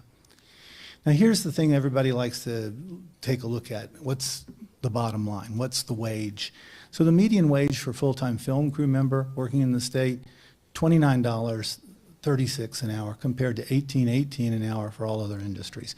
So when we say these are good paying jobs, they are, and they also are an opening to other work in the industry. The one thing Milton always reminds me of, and I'll say it because he'll poke me in the ribs if I don't, it's not just about people that you think of in the traditional aspects of film. There are caterers, there are tradespeople, there are many other ancillary aspects of the industry that Santa Fe Community College is positioned to support, and that I'm working with my counterparts, the other deans, to find ways to leverage this to improve and increase their enrollment in their programs. All right, and that is that. I will be happy to stand for questions, and if I can't answer them or make something up that's reasonable, Milton will correct me or answer them himself. Or make something up. Oh, that's great. Very good presentation. Thank you very much. Well, immediately, I mean, it's impressive what's going on. Certainly, film industry, all of us recognize throughout the country that's something that's happening, and certainly we've gotten lots of publicity for that in the state. Has the program been growing in the last 2-3 years? I'll start that answer, then I'll let Milton take the credit that's due him. We are now in excess of the numbers pre-pandemic, and that is something we're very proud of, and we expect that in spring, as a result of things, including the meeting he was just on during the time this meeting's been in progress, that will increase that further. Milton, do you have further? First off, thank you very much for letting me be here. Yes, the enrollment surprised the dickens out of me, I'll be honest. When I did the numbers, I had to redo them and redo them and redo them, simply because we are up above pre-COVID numbers by about 20%. Wow. And and again, most of that has to do with the dual credit program. In fact, I believe it probably is entirely due to the dual credit program, because we set up a current one with, we're doing a beta test, a very difficult one I might add, because one of the instructors that is teaching on a high school level to see if it works and how it works with our film technicians training prep. And we're at the NMS, at the New Mexico School for the Arts, and we have 2 programs there. And they made the announcement last year that we were going to be doing 2 classes. The enrollment immediately went to 94 students. And we had to create new sections simply because of that, obviously. The other school where we opened the tech area at is at Santa Fe High School. That enrollment is still being figured out. It's not nearly as high by any means, but I think it will be, because certainly their enrollment is there, but also they have a very, very specific curriculum, and their time frame is, we're still working the bugs out, shall we say. But again, the numbers that we have currently are, I think, entirely due to the dual credit program that we have in the state, and it's phenomenal. And the students I've talked to, one-on-one or in groups, I think they see it as a gift from the film gods, because they look around and they think, well, there's no way I can be a filmmaker. They are so wrong. They are so wrong.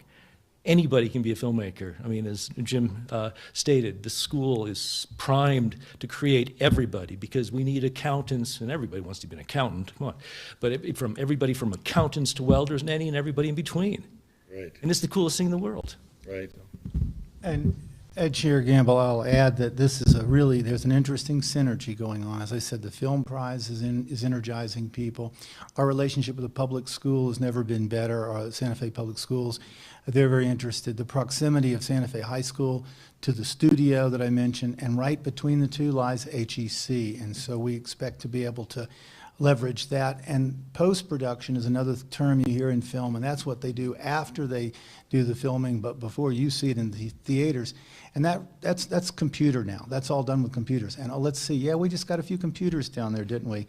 And high-speed internet is coming there. So we really feel that this is not just a blip, that the growth that we're experiencing is sustainable. In fact, it'll continue on a good trajectory. So stay tuned. Mr. Chair, one thing I might add to continuing on with the dual credit thing, Santa Fe Public Schools did a survey of all of their students, I think last summer, and to gauge interest in the different career pathways they have. And the pathway for, I can't remember exactly what they call it, but it's basically digital design and film and that cluster of careers was head and shoulders above all the rest. I think we probably wanted it to be healthcare. But it wasn't. Healthcare is doing just fine. Yeah, no, but that was really, there was really, really strong interest there. Right. And that draws attention to the fact that there is this term you hear, the creative economy, and it isn't just film. There's a lot of things that go with it, and we're positioned to jump on that bandwagon and again serve our students and our community. Right. Especially in this community where there's so much art. Absolutely. So that all their family and streets and everything is art. So to go that route is kind of so easy. Yeah. Well, very, very impressive. I was stimulated to ask about this because of what I've been reading and watching on Midtown campus, which of course is just grinding on and on. It's not moving, but indeed that there was some kind of film. There's going to be finally some movement. I think the mayor was wise in splitting it up so that different parts had different RFPs, and I believe that was the secret to moving this forward. We're going to have a presence there. The terms, the conditions, the circumstances yet to be determined, but you can be assured that they'll be beneficial to our students and to the interest and the mission of the college. Right. Yeah. Wonderful. Thank you. Thank you very much, Jim, Milton.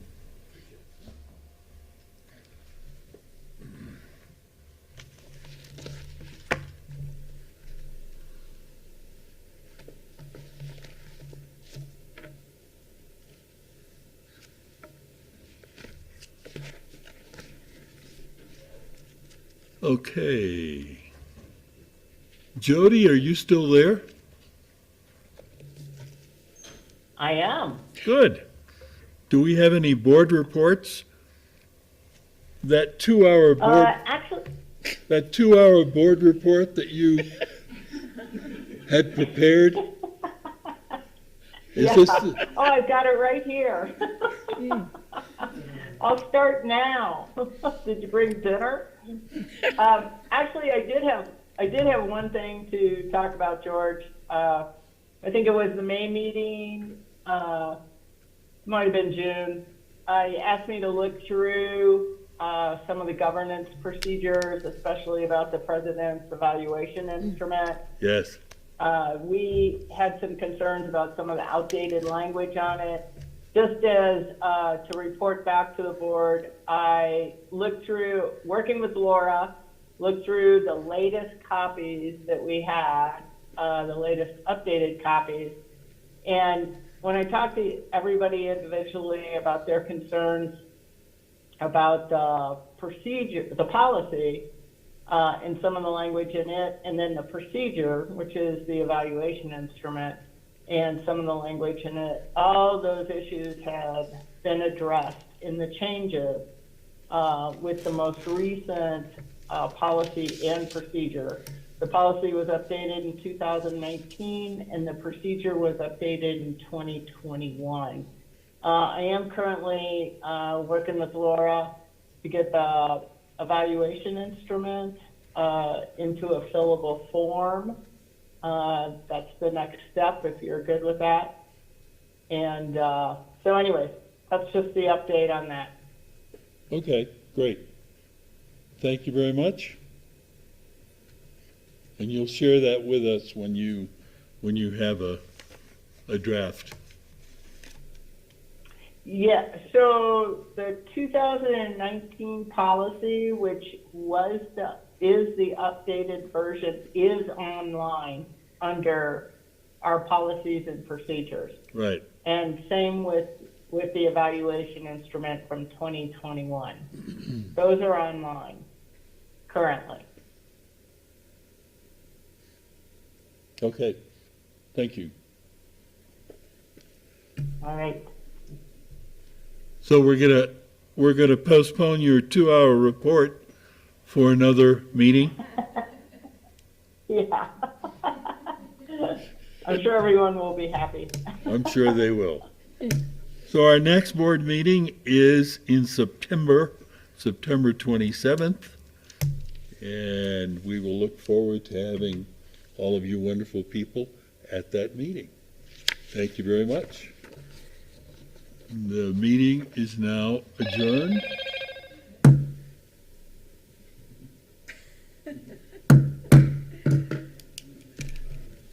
Thank you. I don't know her.